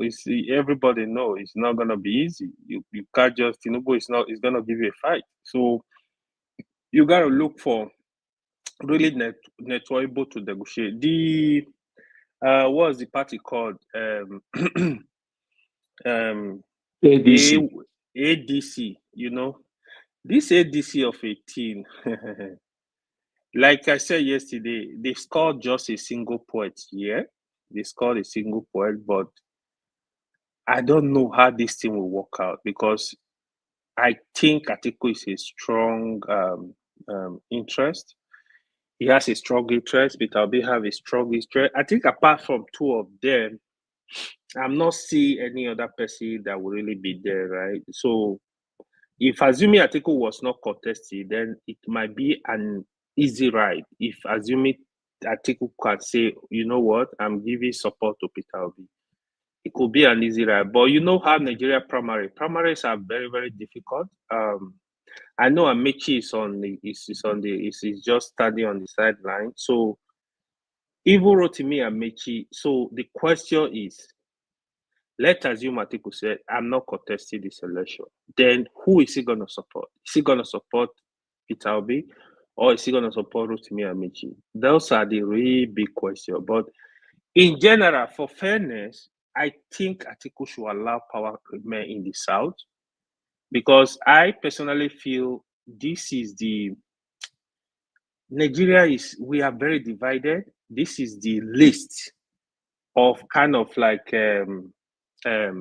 power sharing we can have in a country. Somebody like me, I would personally love power to be shared among the 6 geopolitical zones. But since we are not having that, the North and South in, I think they should allow it that. We have good leaders everywhere. I know some people will argue, no, it doesn't really matter. Honestly, I used to be in that cycle, but I'm no longer in that cycle. I think you should let power there should be power sharing between North and South. It gives some level of inclusivity, level of fairness. This is my thinking. So Atiku should not distort that. It should allow power remain in the South.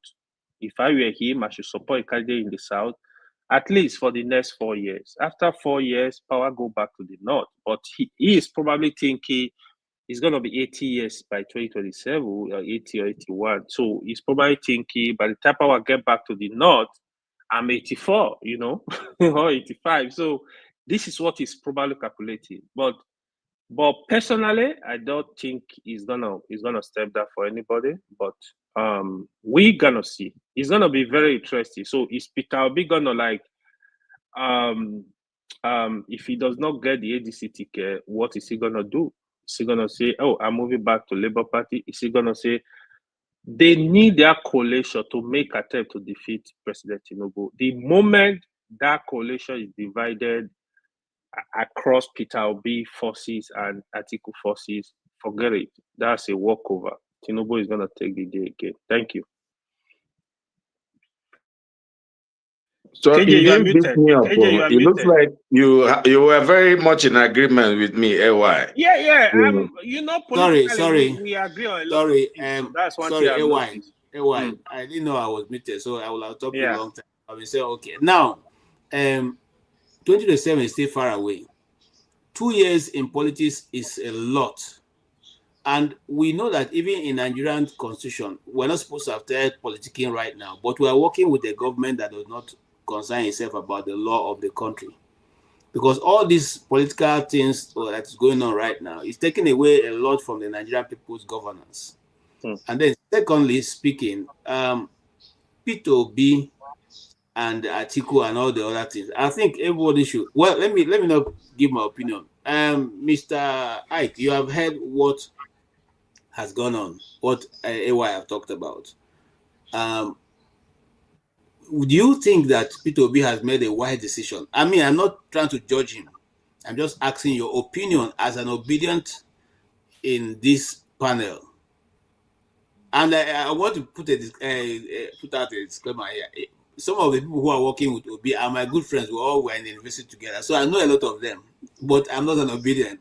So as an obedient sitting here now, do you think that this coalition will bet us to the promised land? Because whether you're from the north or south or east or west, you want a country that can work. Because the country is working, majority of us will be in Nigeria, enjoying our eba and okra soup. That's the truth. Thank you, Mr. KJ. Let me reverse what I said yesterday, and I will keep saying it until we begin to understand it when we stop playing politics.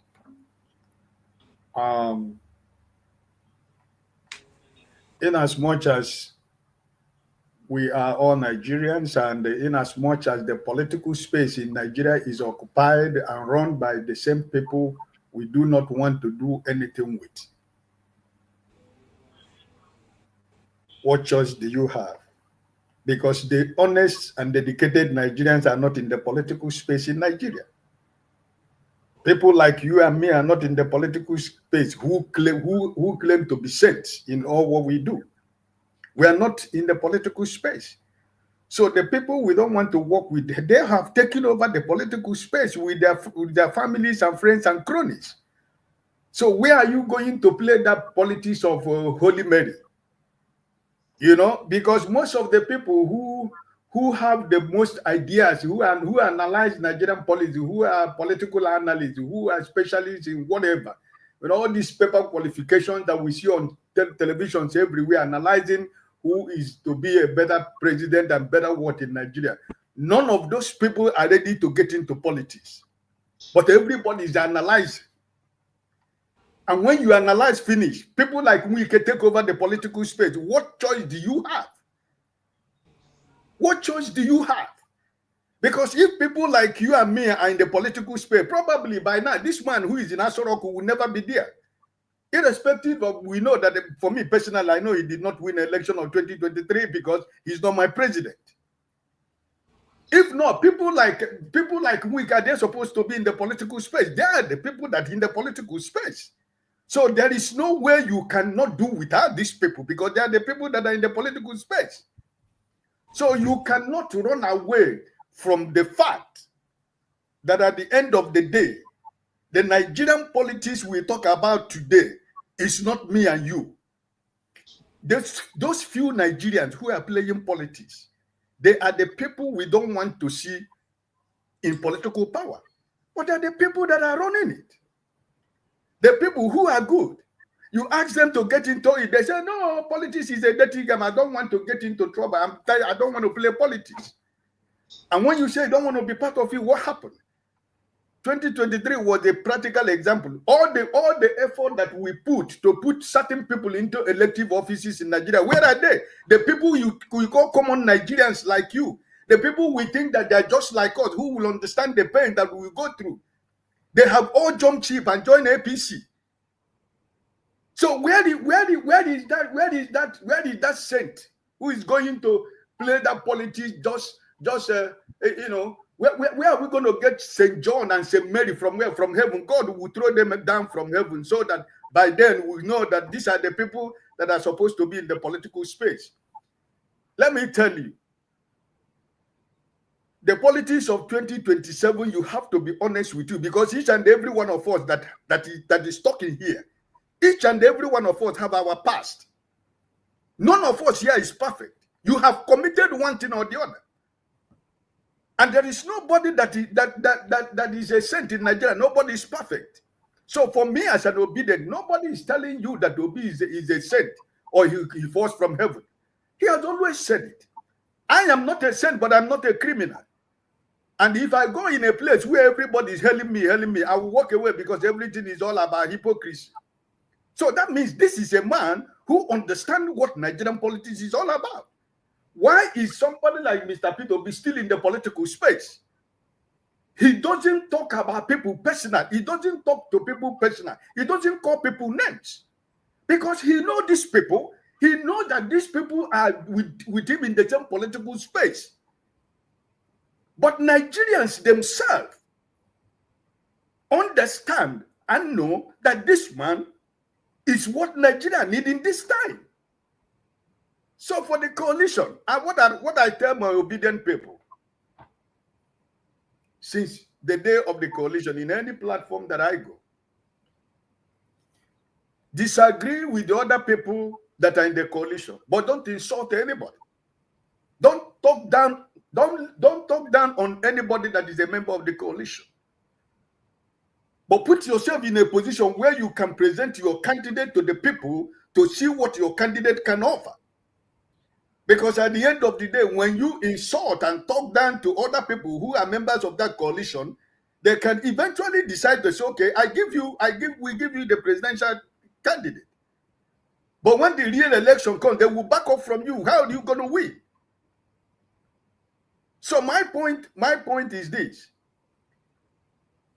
Why do we have to have coalition as an obedient? Because the primary problem in Nigeria today, the government in power have decided that they're going to destroy every political party in Nigeria. So, do we have PDP anymore? The chairman of PDP right now is the chairman of the burial of PDP because there is no more PDP. That chairman, his position there is to prepare the burial of PDP because there is no more existence of PDP in Nigerian politics. The same thing in Labour Party. All of us, we are hailing Aburi and his group during the time of 2023 and 2022. Where is Aburi today with Labour Party? Is he not the same person that we think that, oh, we have a young chairman, we have a young man who believes in what we believe? He has collected money. He has become a thorn in the flesh of Labour Party. Now you have division in Labour Party. All the people that we elected that are young men and women that we think that they're going to represent my interests and your interests, they have all jumped ship and joined APC. So right now, the thing is that everything that I are doing in Nigerian politics is based on Mr. Peter Obi, so that by 2027, he doesn't have a political platform. let me tell you something here we should keep in mind. For 2 times right now, INEC has had meeting of political chairmen. Abuja was not invited. Why?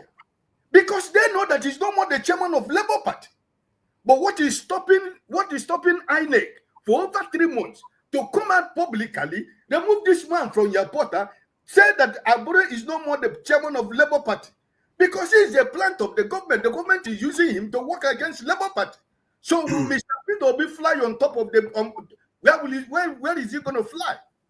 Okay. INEC is not ready to register new political parties. Okay.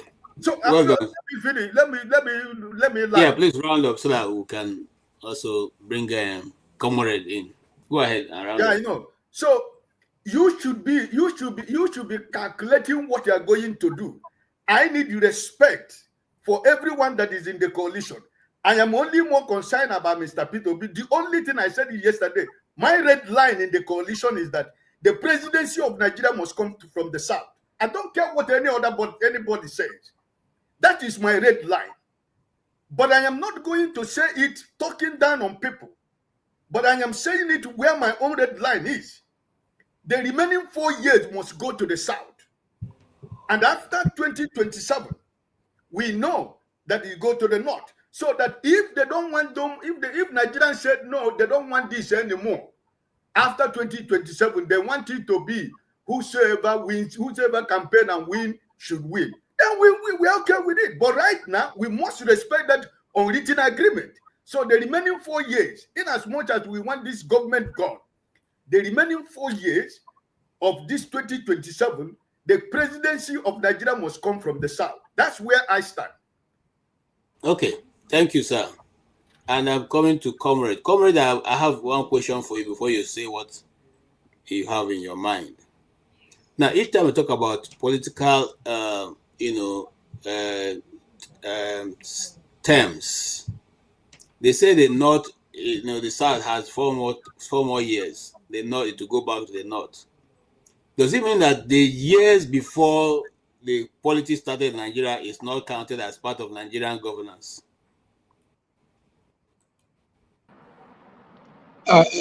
Is that for me? Yes, sir. Okay. Yeah, you're right. That is a certain calculation. By our own calculation, you are right. But their own calculation, they feel we already cheated them because they have this born to rule attitude, born to rule mentality. By their own calculation, 8 years above them. I make it clear to you. They're talking about 8 years of Obasanjo, 6 years of Jonathan, taking 16, and another 4 years right now, ongoing. So they're already looking at 20 years on the side, on the part of the South. But back to your question, the ones they did under the military regime, to them it does not count.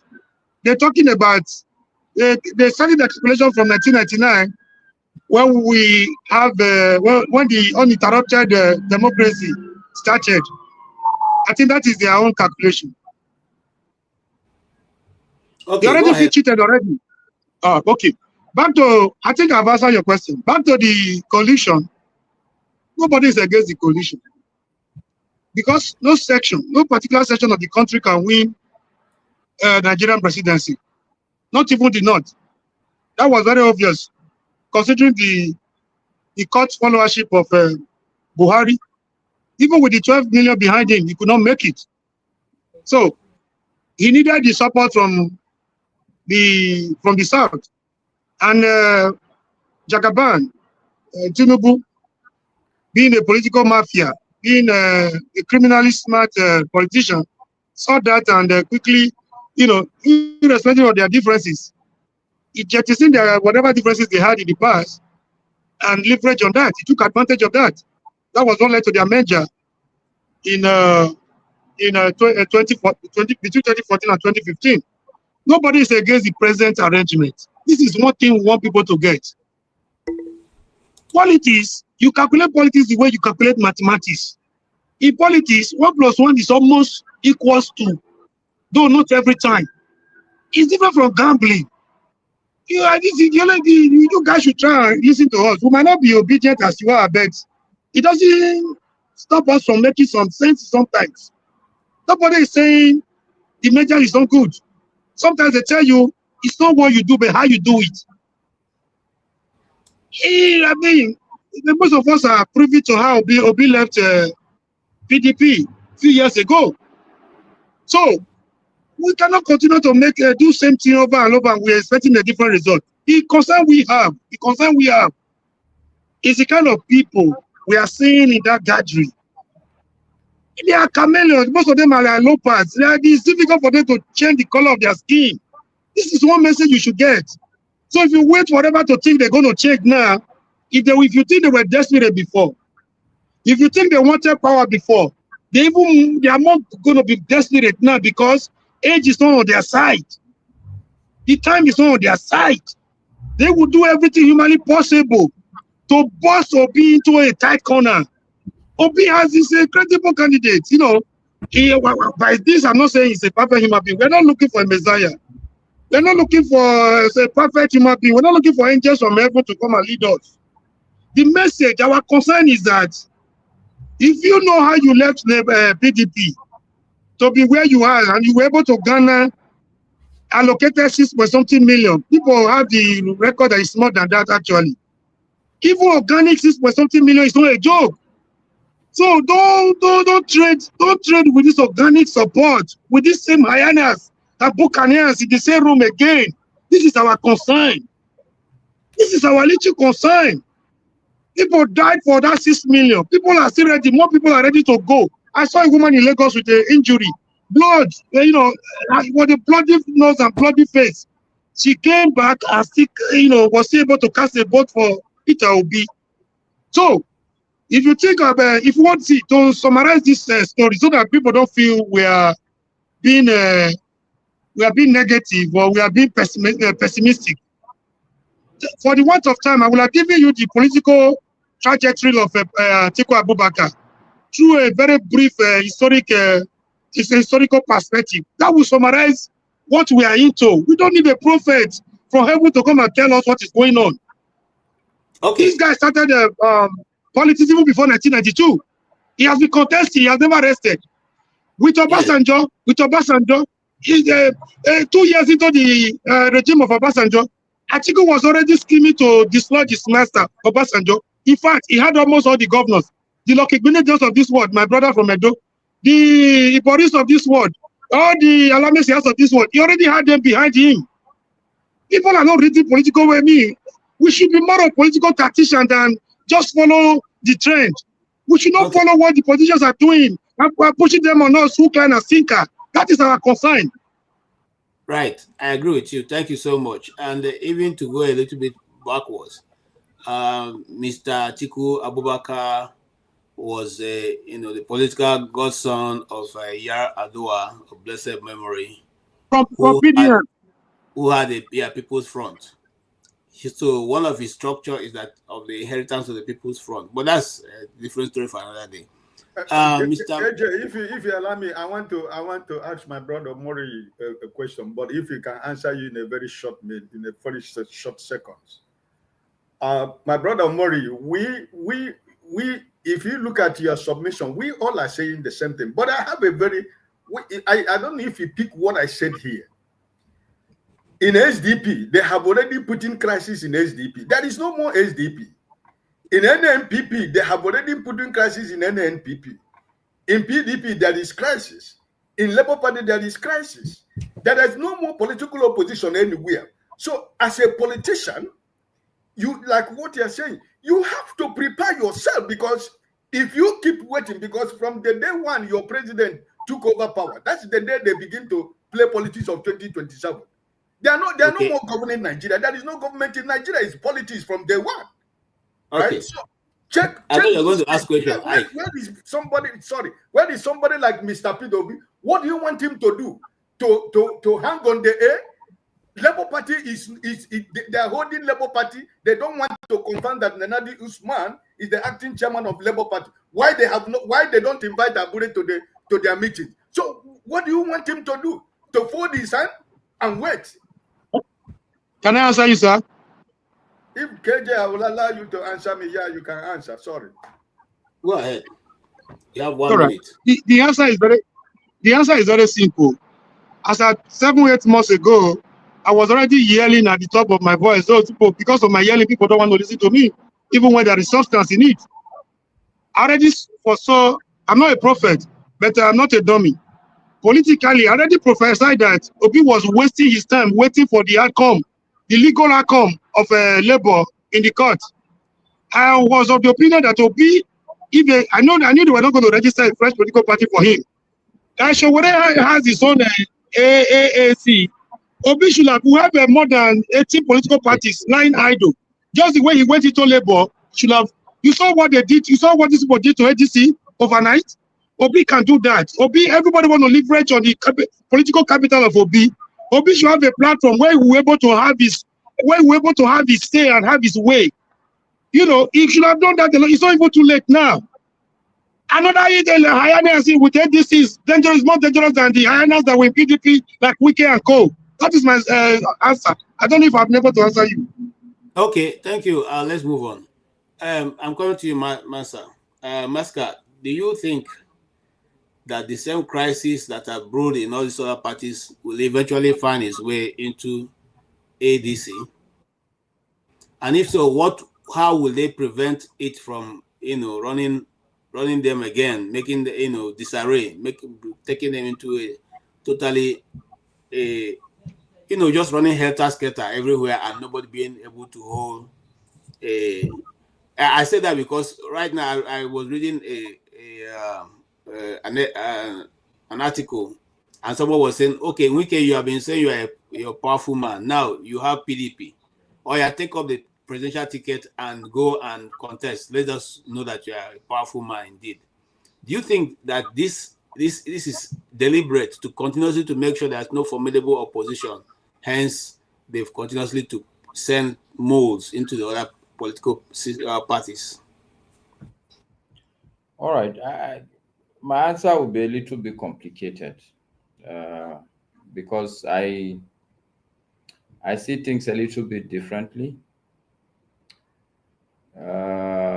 You're right that yes, a key strategy, a key Nigerian political strategy is a double-edged knife. Almost every politician understands that it's not just about how many votes you will get. What you do, you look at your closest, biggest rival and make sure if you're going to get 10, you make sure if he was supposed to get 14, you try as much as possible to see how that 14 becomes 8 so that your 10 is greater than 8. This is a standard Nigerian political strategy. So even before the election, you try to scatter the party, send votes inside. But the way I see it, I have more faith than a lot of people on the platform.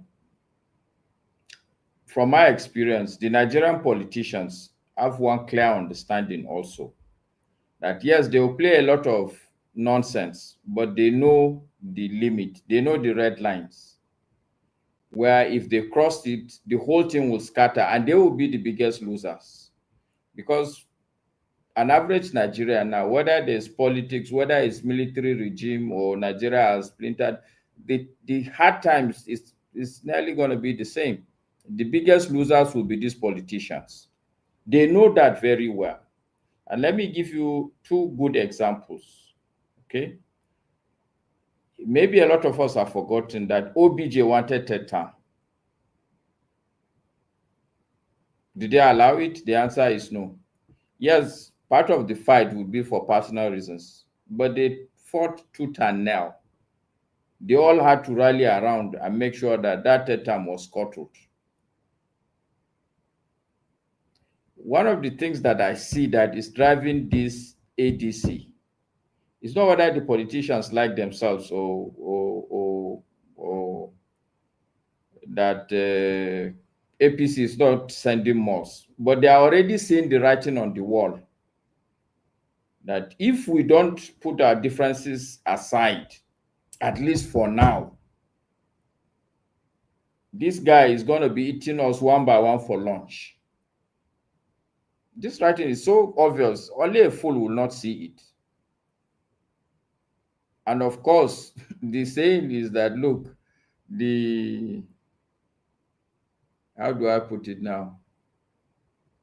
The enemy of my enemy is my friend now. This is what is happening in Nigeria.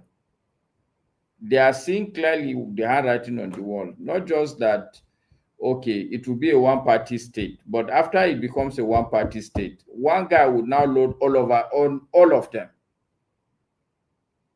So this, if you ask me, is one of the key drivers for all this coalition. It's not that they have suddenly decided to like themselves, but they are seeing the writing on the wall. And I've said it severally, Nigerian politicians are good at seeing the writing on the wall. I hear Omorui is pandering to your line of like, oh, the North already can. No, the truth is that we are just not honest people.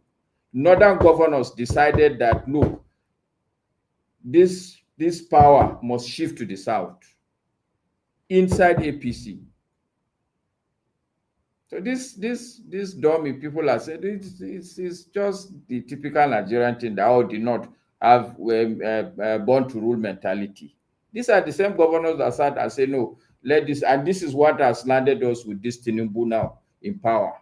But the key point I am making is that they are all politicians, whether they are northern politicians or they are politicians from wherever it is, they have this knack to go to the brink, and when they see that the dance is going to put them over the cliff, they have a way of finding a way of coming back. Because truly speaking, this Nigeria is going to be a one-party state if nothing is done seriously. It's not even about the politicians. All of us should worry about it. I sit down constantly and I'm asking myself, is it not time to go and join this political party? Not because I'm a politician, but I feel, the feeling I have now is that all Nigerians should go and enter ADC. Because this is a fight for all of us. It's not whether I like you or I don't like you, whether I like politics or I don't like politics. No, the alternative we're looking in our face is not a good alternative. We laugh at Cameroon, Paul Biya. This is what is about to happen here. I'm sure some of these politicians are beginning to see it. So if you ask me the question you're asking me, whether they're going to send the mall, the issue is not about whether they will send the mall, but that the person they are sending the mall to, is he a wiser person now? That for me is the question that the Nigerian politicians should answer. The mall will be sent. That is the standard practice. But will they be wiser? Do they have a more, what do they call it now? You know, they say necessity is the mother of invention. Would they see the necessity to reinvent themselves and shed their leopard skins? That, I think, is the answer to your question from my perspective. You are muted, KG. I don't know who is muting you, whether it's... Thank you so much. No, it's I have some visitors in the house and they are trying to leave. Why every time you mute yourself? Why is it like that? I just said why now. Hey, Uncle Ike. All right. Anybody with any other issue on this, so we'll move on. Do you have to say anything on this so we can make some movements here? If not, okay, let's move to a topic I like, and I feel that we should all be able to weigh in on this before we call it a day for today. Central constituents representation. While affirming the Senate's authority to discipline members, the court directed Akpoto Duanga. We now look at legislative matters. The Senate has set conditions for the reinstatement of Senator Natasha Akpoto Duanga following a federal high court judgment that nullified her 6-month suspension. Justice Bintanyako ruled that the suspension was excessive and denied Kogi Central constituents representation. While affirming the Senate's authority to discipline members, the court directed Akpoto Duanga to apologize publicly for contempt over a satirical Facebook post and to make a 5 million naira fine payment. Meanwhile, Senate spokesperson Yemi Adaramodu said the Red Chamber will only act after Akpoto Duanga complies with the court's directives. Senate counsel Paul Dauda also clarified that the judgment did not mandate her reinstatement, but advised reconsideration. And now to discuss this, we're joined by a legal practitioner, Taiwo Ojomo. Taiwo, thank you so much for joining us to discuss this. Yeah, thank you for having me. So the Federal High Court nullified the suspension handed down to Senator Akpotudwanga by the Senate. Do you agree that the punishment was excessive? Yes, absolutely. I agree with in substance or substantially with the decision of the Federal High Court sitting in Abuja that the punishment is quite excessive. I've heard that opinion long before now, and I'm happy that the courts in some ways actually agree with my opinion. While I also agree that it is not out of place, or it's well within the right of the Senate to discipline any of his hearing members or member, as case may be. I feel that suspending a senator for 6 months appears excessive and appears like a punishment taken too far. So I agree with the judgments in substance, substantially.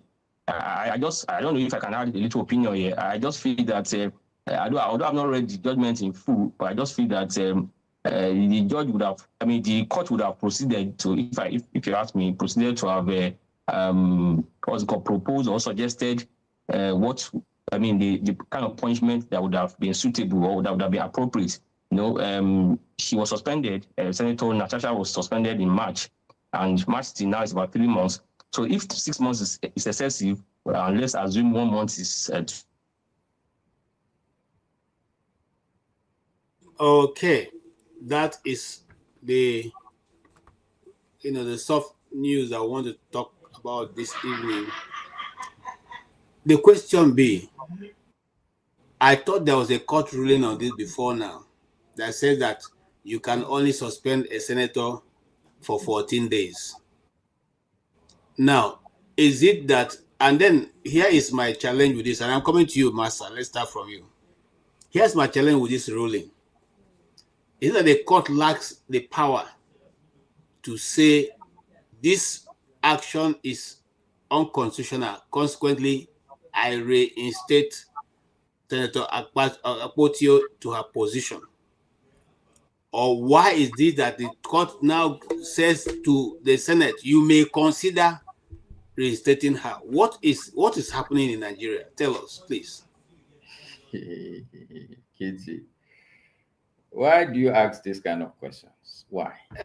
Is it that you don't know? Wait, is it that you don't know what Nigeria is, or am I in a class to test whether I know what Nigeria is and what? No, listen. Here is the reason why I asked this question, because the more we are thinking that people will at least have some shamefacedness, the same thing keeps. Why are you thinking like that? I don't understand why you would be thinking like that. Because we're human beings and people are supposed to correct themselves going forward. Okay, so I don't know whether you know about, there are many versions in terms of the philosophy about what a human being is. A lot of people believe that the human being is nothing but an animal. Okay, if you see him behave normally, it's because there's restraint. Where there's no restraint, then this is what you expect. This is what you should see. And sincerely, I am every day tending towards that school of thought. That because there is no enforcement in Nigeria, there's no mechanism for enforcement, everything goes. Who is going to challenge, what's his name now? What is this Senate president? Nobody. Nobody. So everything will go, because when you say we're human beings, that is what we are. You showed a video where a black guy, I don't know, this singer is dragging a woman, holding collar like this, dragging her. Is he not a human being? He's even in an environment where there's enforcement, but see how he's behaving. We are expecting too much of ourselves. We think we are too big a deal. We are human beings. That's why we need to impose on ourselves a lot of restraints.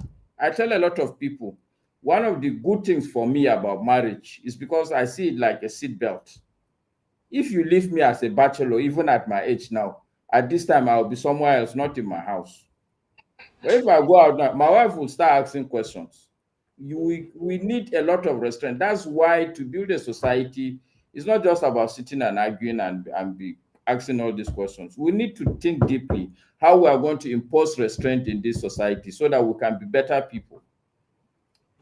If not, because of this lack of anything is going, this thing you are even seeing, these things is the small thing. We are not, the truth about Nigeria even is that we don't see a lot of the shit that people do.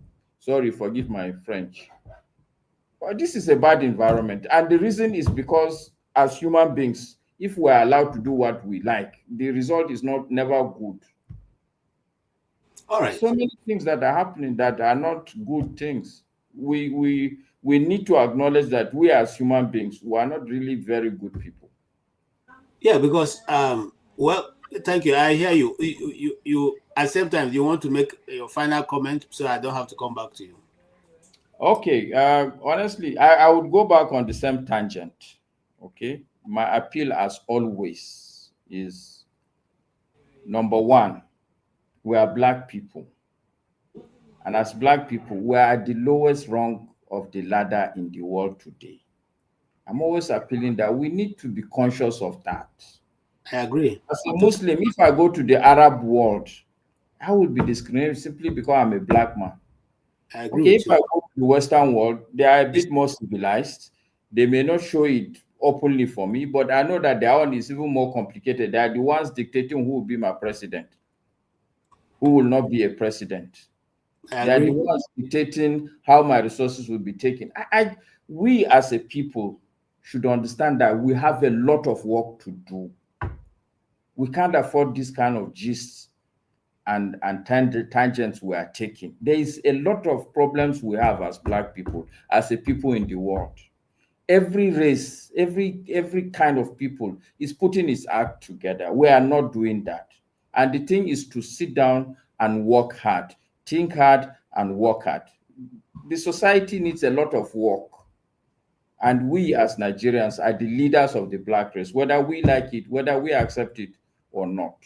We are the most confident people. We are the largest group of people. We are the most resourced group of people. We are the most diverse group of people. We need to take that responsibility and take that leadership. And it's not to look at our political leaders. We should take individually responsibility and begin to work hard at seeing how we can bring restraint into our society so that we can be better versions of what we are. Thank you. And good night to everybody. Thank you so much, Maska. I enjoyed your coming in. And I'll go to Ode. Ode, you have heard what he said. And the reason why I asked him that question, not because I don't know that the society itself is broken, but because I think that sometimes, when a man looks at himself at the mirror, he knows whether he needs to, repair his beard that he's shaving or reshape it to fit his face. Now, if you constantly don't do that, does it tell that you are still a human being? Because look, the society is broken. Things are not going the way it should. The last thing that anybody will want, you have a judiciary that cannot even stand up to the political, political, whatever they are, the politicians in the country, because it simply means that, the war is lost.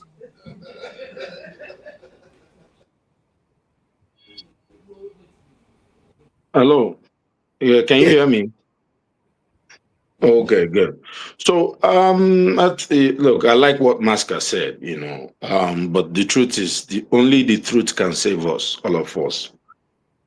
I like the words of Usman Danfodio, is that, conscience is like the truth. It's like an open wound. Only truth can heal. We must tell ourselves the truth in this country. Or, my brother, will all remain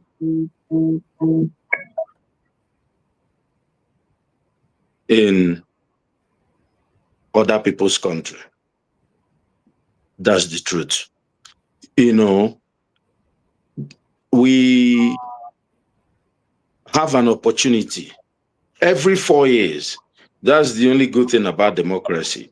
You get another opportunity to fix something. But the truth is that I don't think we've suffered enough. And the problem is with the elite. The elite have a different interest. Whatever is bugging them is bugging them. And they are very, very selfish and greedy. And we all have different opinion, but what we want is a good country. 2027 is another opportunity. We have, whether we like it or not, for the past 4 years, or for the past, let's say 12 years, we've had 3 or 4 behemoths. Like we've had Tinubu, we've had Atiku, we've had Buhari and Peter Obi and Nigeria, we usually gravitate towards all those people based on our religious and ethnic leanings. It's still the same people.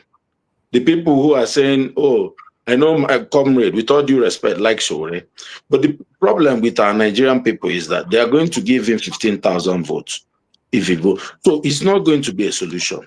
With these people that are able to generate millions, if you bring Buhari now, people didn't like him, or he will still get millions of votes just by the nature of who we are. We have an opportunity coming in 2027. People like Atiku will have to make a sacrifice. If they don't want to make the sacrifice, that's fine. With what Maska said, we are at the rung of the ladder. Yeah, but we can make ourselves better. People do respect us. When we are in our different professions, we make deep impressions, and many of us want to go do it back home. But the truth is, the people who are suffering the most are one of the, in fact, part of the problem. So look, in 2027, for me and my family, we have identified Peter Obi as the person that will be the best for us in this election. If other people, everybody is free to choose his own, and don't tell me, oh, Peter Obi is like Buhari to you or something. But people had Buhari and they were able to elect him. Don't you think that leaders who get elected have cult followership? Trump had cult followership. That's how he was able to elected with all the charges. People admire the leaders they admire. There are some people who like Bulaba, and they will like him forever. For whatever reason, they like him. I like Peter Obi, and don't shame me to make me feel bad that you want to correct me every time you're trying to give me advice on how I should be taking correction. Go and Peter Obi, many of these people are behaving as if they know more politics than Peter Obi. Oh, he should be doing it that way. Man has already been governor twice. The man has, become vice president, run as president. But many people are in their small house. These people will never vote. Me personally, I've registered for the ADC. I have a card already. I said, whatever they are doing, I'll try to get a position that I can go and vote if they are primaries. But my own position is clear. If Obi doesn't get the primary, and I'm not ashamed about it, doesn't get the, the position, I will not, I can't vote for Atiku. I don't think Atiku is better than Tinubu. Why should I go to Nigeria and sit down and bring people to line up and vote for Atiku? For what? Look at Shetima. Is he not vice president? They are kicking him up, and vice presidents are powerless. So it's better we just enjoy our Tinubu for another 4 years and see if maybe the guy from Zulum will come, maybe if they allow him, or some better person will come. So let's just continue. So it's Obi or nothing. Simple. Thank you. Thank you so much. I appreciate your comments. Mr. Ike, yes. And then why you're answering, there's something Maska said, and which Odi kind of reiterated also. Now, these guys came together. They didn't have any problem electing Buhari. They didn't have any problem electing Tinubu. Now they seem to have problem with what Obi is doing. Okay, and then as you round up your thoughts, why is that always the case? The person who is likely to give us some form of change is always the one who will go and be looking for something to say that is his problem. This must be his problem. Why is that so? Look at it in our political history. It's always been that way, you know. And then we'll go and pleasure ourselves with the one who will eventually take us some years backwards, you know. The only time that didn't happen is with the Yaradua election. I mean, people clearly saw the good the man could offer, you know, and went for him. But after that, even with the Abiola, let's not go there. If you understand what I ask, can you maybe give us your own opinion? First of all, let me start with the issue of the senator, Natasha Akpoti, right? What to drive. They're asking about they're asking about why did the court not to asking why did the court not start fame and say, hey, restate this woman and this is it. Your Supreme Court, Labour Party case in Supreme Court. What did they say in the Supreme Court? They don't know what they're supposed to. They don't know what they're supposed to say in the ruling. So that ambiguity that they put, so that we are going to continue to fight ourselves. So now they are trying to tell you, yeah, reinstate Natasha, but the Senate president and his cohort, they have the right to decide whether they have to, reinstate her back. So what is the sense of going to the court? Was it not normal before that Natasha Akpoti just go to apologize to the Senate, and we end the case? Was it not supposed to be better? Even the court that is supposed to stand firm and say, hey, for denying the people of Kogi West or Kogi South Senatorial, this woman, I am giving an ultimatum that by next week, Monday or Friday, she should be reinstated back in the Senate. And because of maybe the point they said they make, which I don't know, Natasha, you're going to pay fine of 5 million. And when they reinstate you, apologize to the Senate. What is too difficult for the judges of Nigeria? But because they're all involved in the political game we are talking about. So my brother KJ is difficult. But in as much as I want to end with what I agree completely with what Mr. Odi said. I think that, like I said, that I do not want to disrespect anybody that is in the coalition.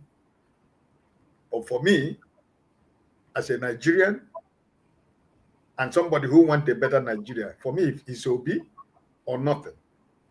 And like Odi said, I am appealing to people, those who has not registered with ADC.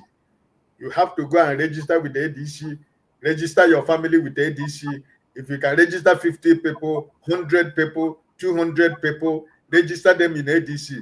Register in obedient portal. Our portal is working. Go and register as an obedient member. Have your ID card. So everything is into play.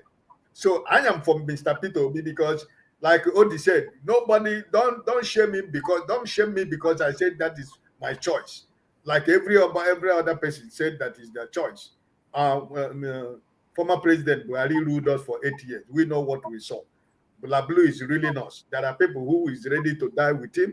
And the same thing like people like me, right? Because I believe in a better Nigeria, and I believe that the man that I am following probably have a better idea, because we have tried all these people and we need a fresh idea, even if it is, if this present government can destroy Nigeria in 2 years, 4 years, I think Mr. Peter Obi can lay a foundation. 100% effort. You don't mean 100% result, but at least 100% effort. God bless you, and I pray each and every one of us have a wonderful week. Thank you so much. Thank you so much. Mr. Comrade himself. The question I wanted to ask you is this. Why couldn't the court just simply say, just like he said, you have between now and Sunday to reinstate this lady who you have denied of representing our people? Secondly, Are you thinking what I'm thinking? I'm thinking that they want to remove the money she's using to do the beautiful work for her people. They want to make sure that post dries up because she's paying 5 million for contempt of court, which is the highest I've had so far in Nigeria. And then secondly, they've already marked down 50 million. That's 100 million from her for the other bail condition given to her in the first court. And she's supposed to be doing a very wonderful project for her community where she's building a market and making sure that everything is available in the market. Why you take your final call? Do you think that there's the possibility that these people are trying to make sure she doesn't have any money to do the project she's doing for her people?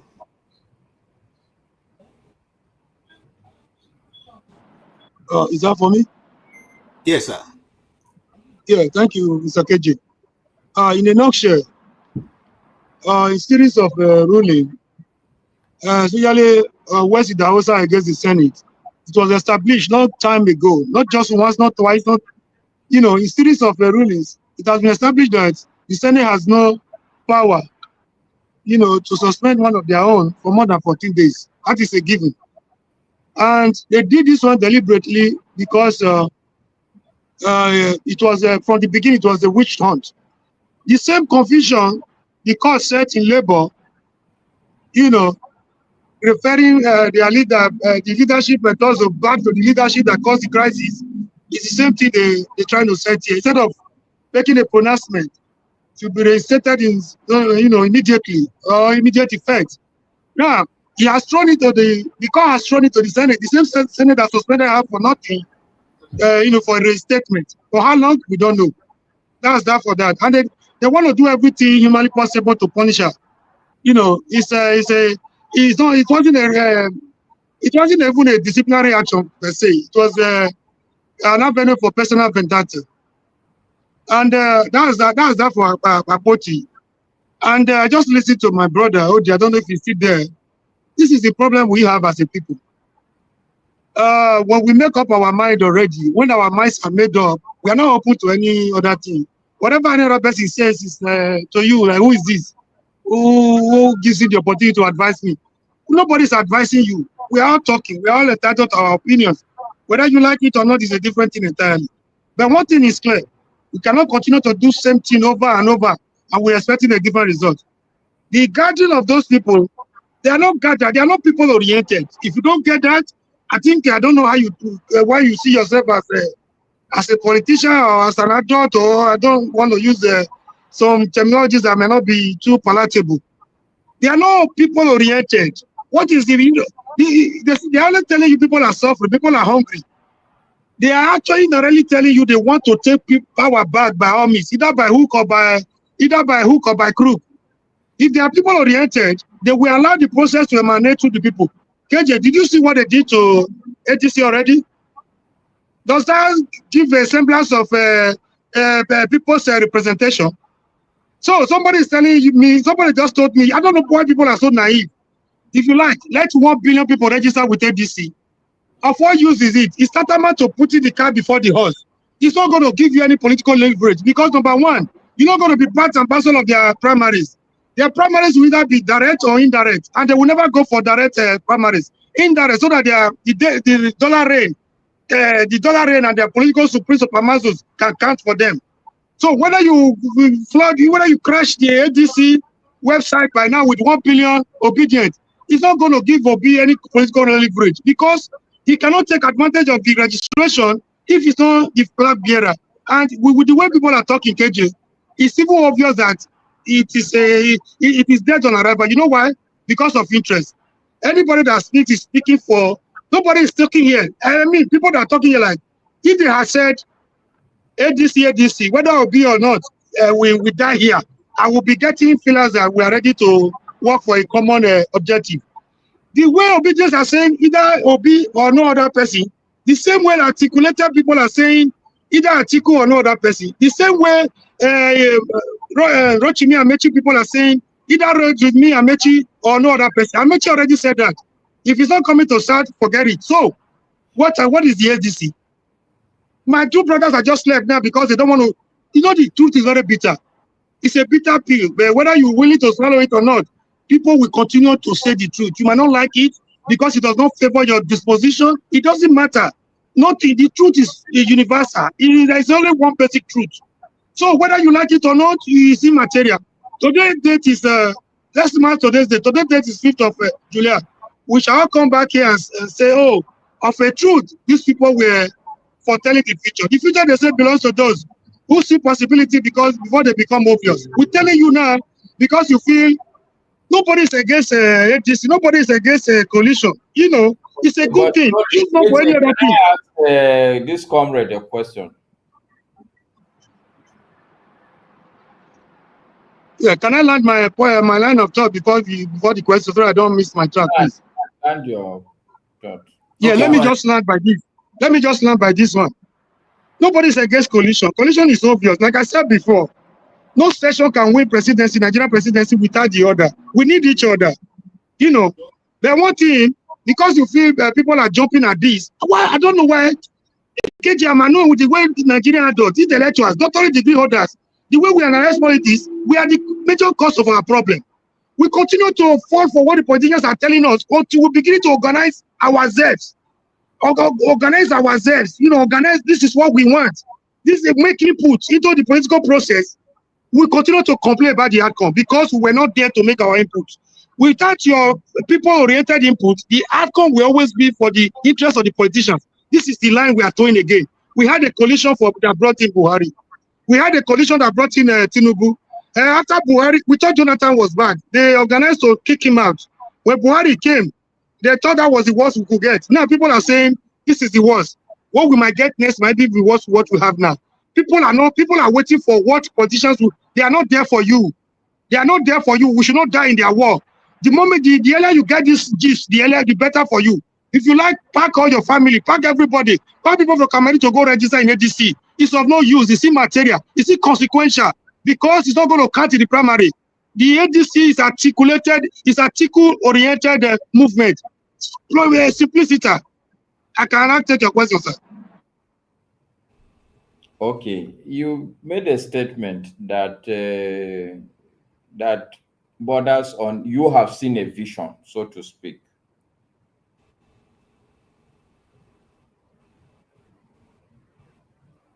Can you hear me, comrade? You can't hear me. Can you hear him?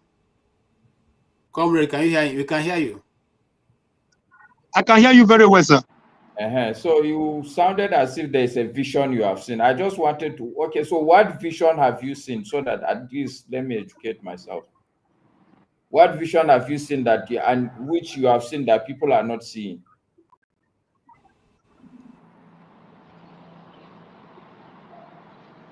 I don't know if it's my network. I think I have some glitches. I'm not.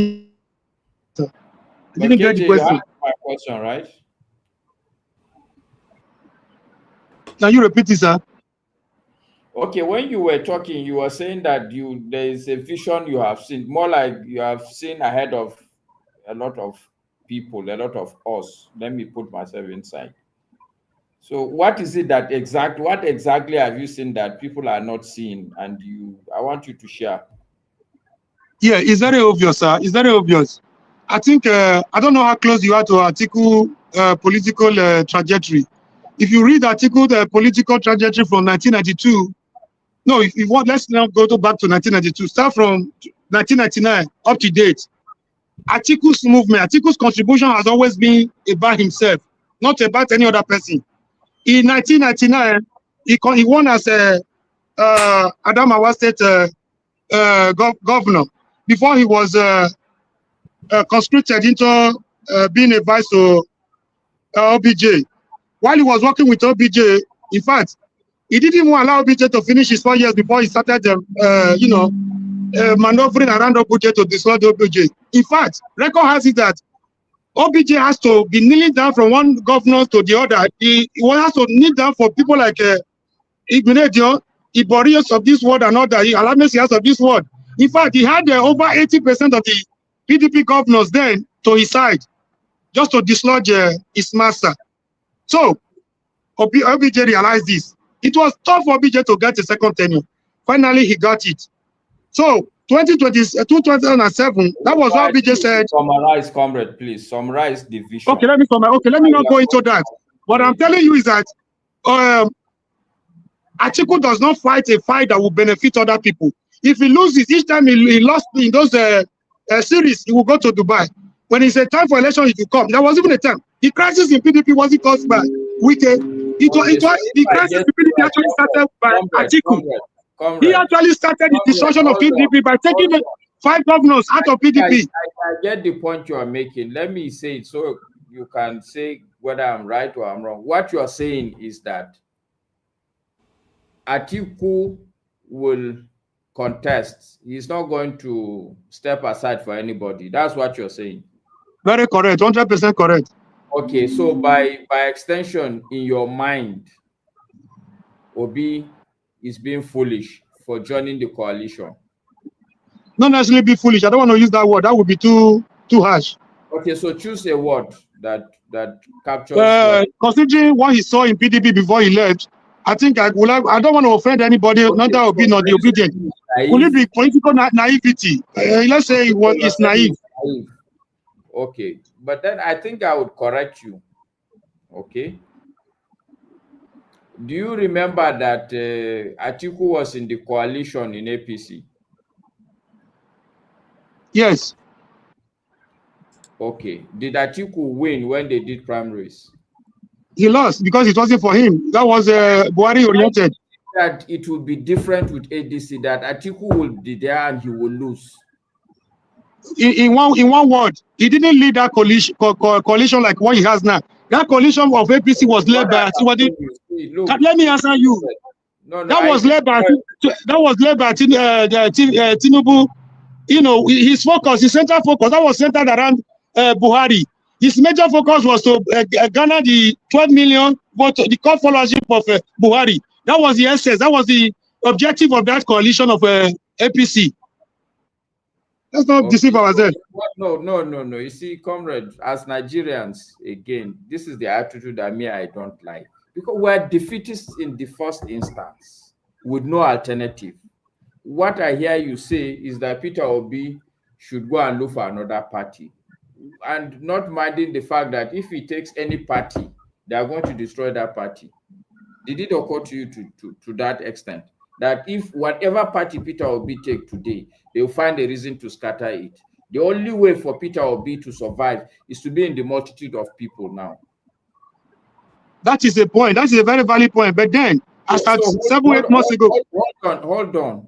So, by extension, okay, this allegation of naivety, maybe you should change it and begin to understand that Peter Obi, maybe he's a smarter politician that you're ascribing him to be. That's your word. Now, the second question I will ask you, what makes you think that Peter Obi is not preparing another party? Now, you're coming back to my point. If you feel he's smarter than me, now you're coming back to the point I just made. No. I'm saying that a smart politician will work at more than one option. What you are suggesting to Peter Obi is like only one. Okay, let me summarize this. Let me quickly summarize this. As at 7-8 months ago, I was already of the opinion that Obi should either settle the crisis in labor or look for a different platform. When I discovered that the crisis was being sponsored, to be difficult to resolve, I started Obi to look for another platform. It's not as if it's not a matter of whether they will sponsor crisis for him. It's like you're playing a football match. You are setting your attacker is coming. You attack somebody who is going to attack. Another person is going to defend. That is politics for you. So I started to either resolve that crisis in labor or move out of that thing to avoid the legal puppet trust set for him. Now, I started Obi to have a formidable platform. By now, we should not even be talking of a coalition. We should be talking of a formidable position. No, I think, comrade, for negotiation. I will be bold to say that you are the one that is politically naive, honestly speaking. All right, you could be right, but we are still here. Today's day, we can all come back here after their primaries. We shall come back here and remember, the man used today as a reference point. My point. I just wanted all that to be debated out. My friend, I don't know who this guy is or is a lady, saying that me, I can't wait to go and eat a bar. But I hope if I had a bar for not wait here. That's what he said. There's nothing you hear on this panel. I'm telling you. Anyway, it's been interesting. Now that Forefather have come in, I don't know. Forefather, I was just rounding up. So maybe you'll give us the closing remarks. You've seen what we have talked about so far. The thing is, just like Masca, that's where I stand. When we come, not that because we have the best of ideas, but we can throw in things into the wheel that can help, speed up the process of bringing good governance. Let me say this again, and I think I speak on behalf of a lot of people from the Southeast. The South is not looking for a Biafra because we don't want to be part of Nigeria, but out of frustration of things not moving forward. And if that's the only option that is open to us, obviously we'll take it. But you see, the thing is, we cannot, and that's this question that Forefather asked this today. We cannot see that every other region of the world is making progress. It's only the black man who is not doing anything. And some people celebrate this mediocrity that's going on in Africa. It cannot. We cannot just continue. We can't say we are the biggest gathering of black people on earth, and yet we can't even.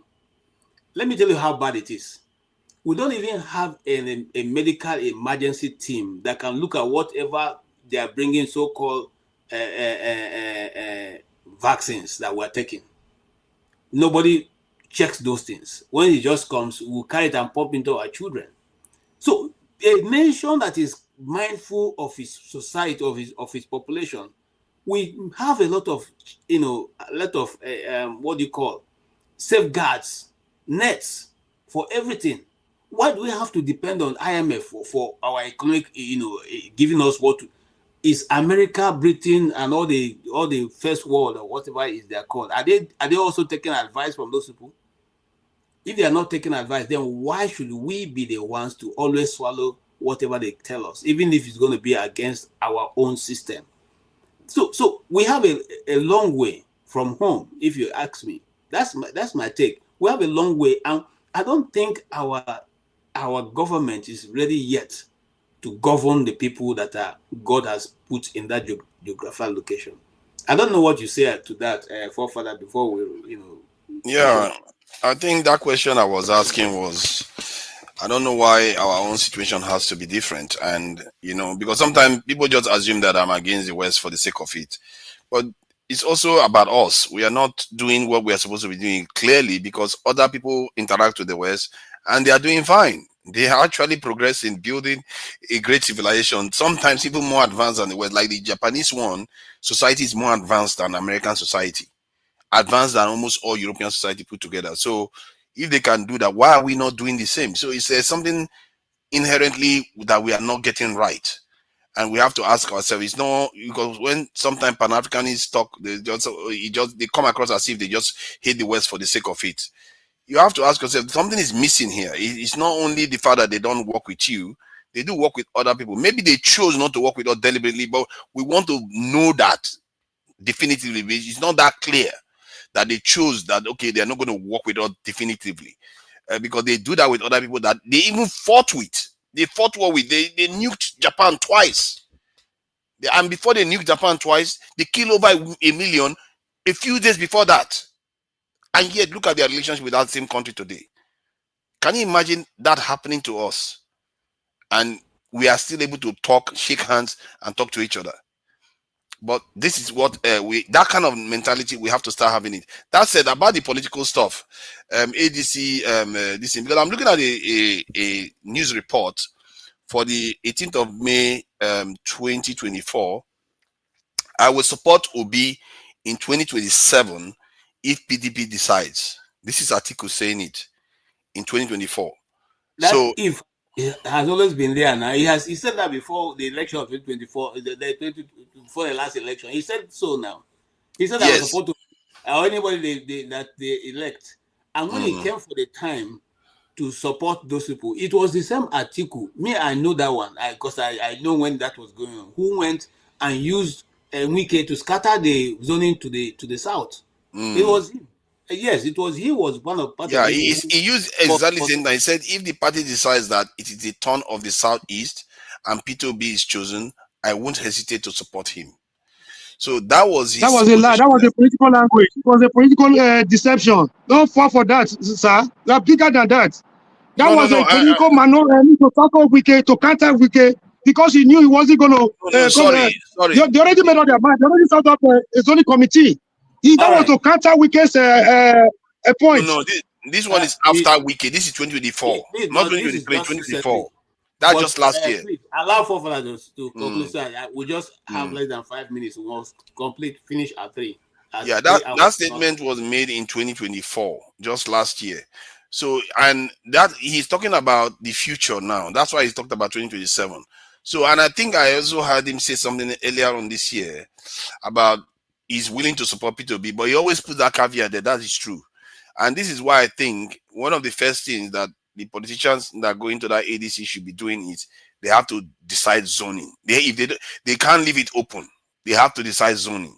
And if they decide zoning and it has to be towards the southeast, if they do that, then P2B has got it, because P2B is the only one that has 160 million votes.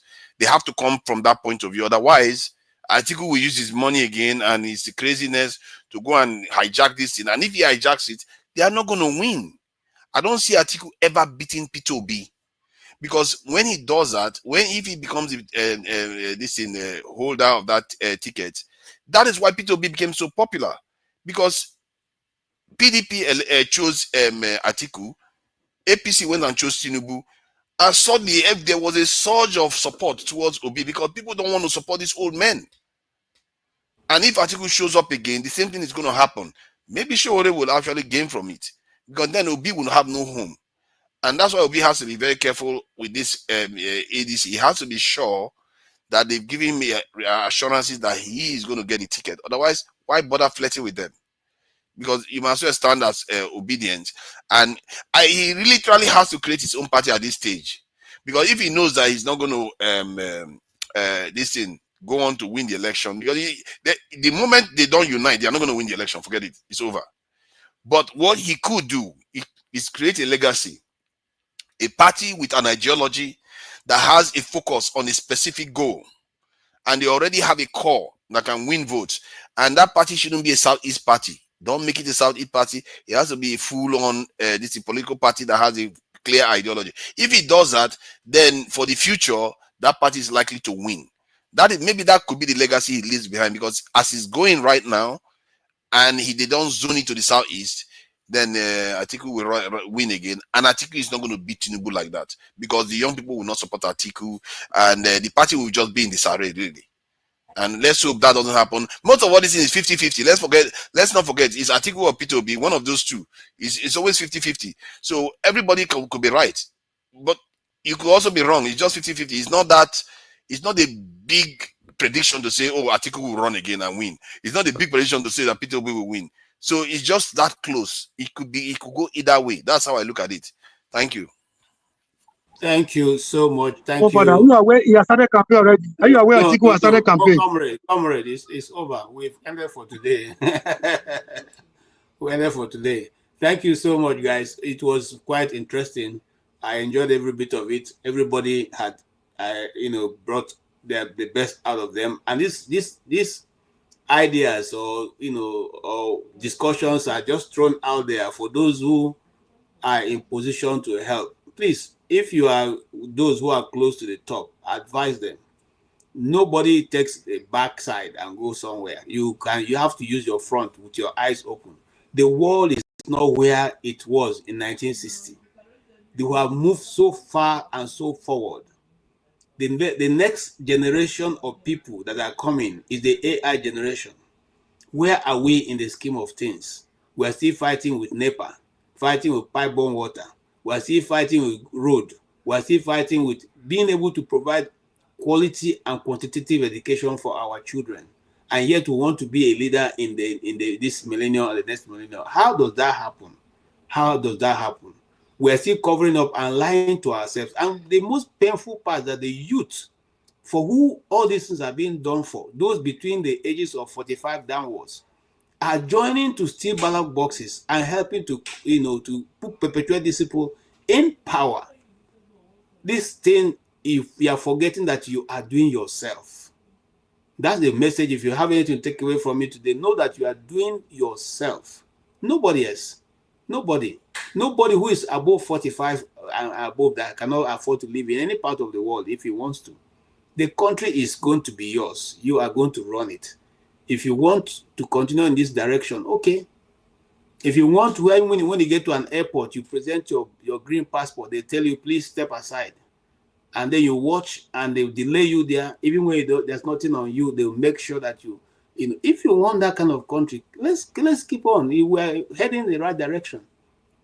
But if we are thinking we are a people who have much more than, brain matter than we who have so far been able to exhibit, then it's time for us to take our destiny in our own hands and put out the people who are not having anything to give us. Listen, the money is being spent are your money and they're my money. And the loans being taken are loans that your children will pay for, your great-grandchildren and my own great-grandchildren. And those monies right now are being taken are not being used for anything apart from jollificating themselves. If that's the country you like, well, we cannot blame any other country by saying we should go back to our shithole country. We should celebrate it actually for them, even thank them for allowing us to stay with them.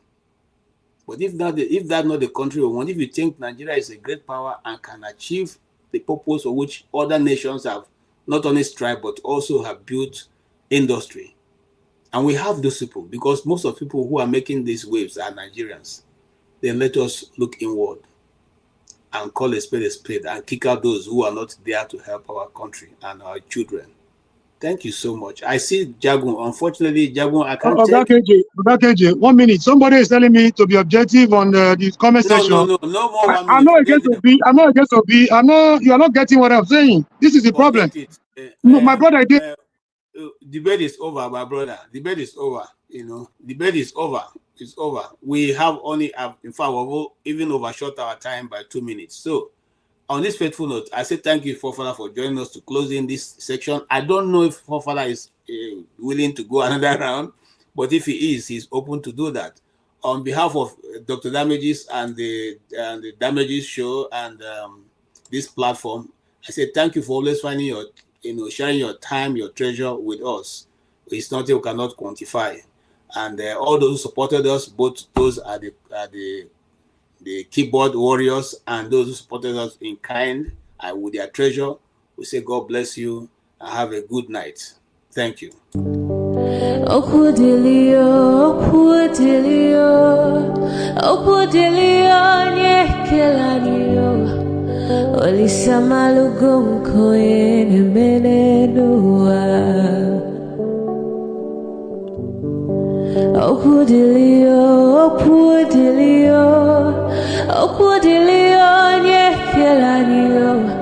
Chukuna malugo yo biadi ocha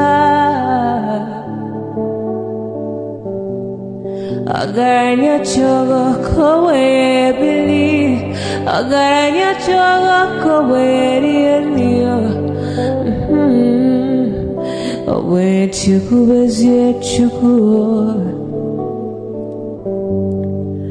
Nuche chukwa busigi fegemeo Nuche chukwa busia ifegemeo Nifo solo ne asi alibazie Oboye bebe agaranya muliba Oboye wuru agaranya mebibe solea Mano garanya uwa Oboye afyozie nipakwa Agaranya chogo kowe bili Agaranya chogo kowe rienio Oboye chikubezio lisa Kodili ma kodili bemo Kodili wakema kodili wanima Naino kwane we peluge peluo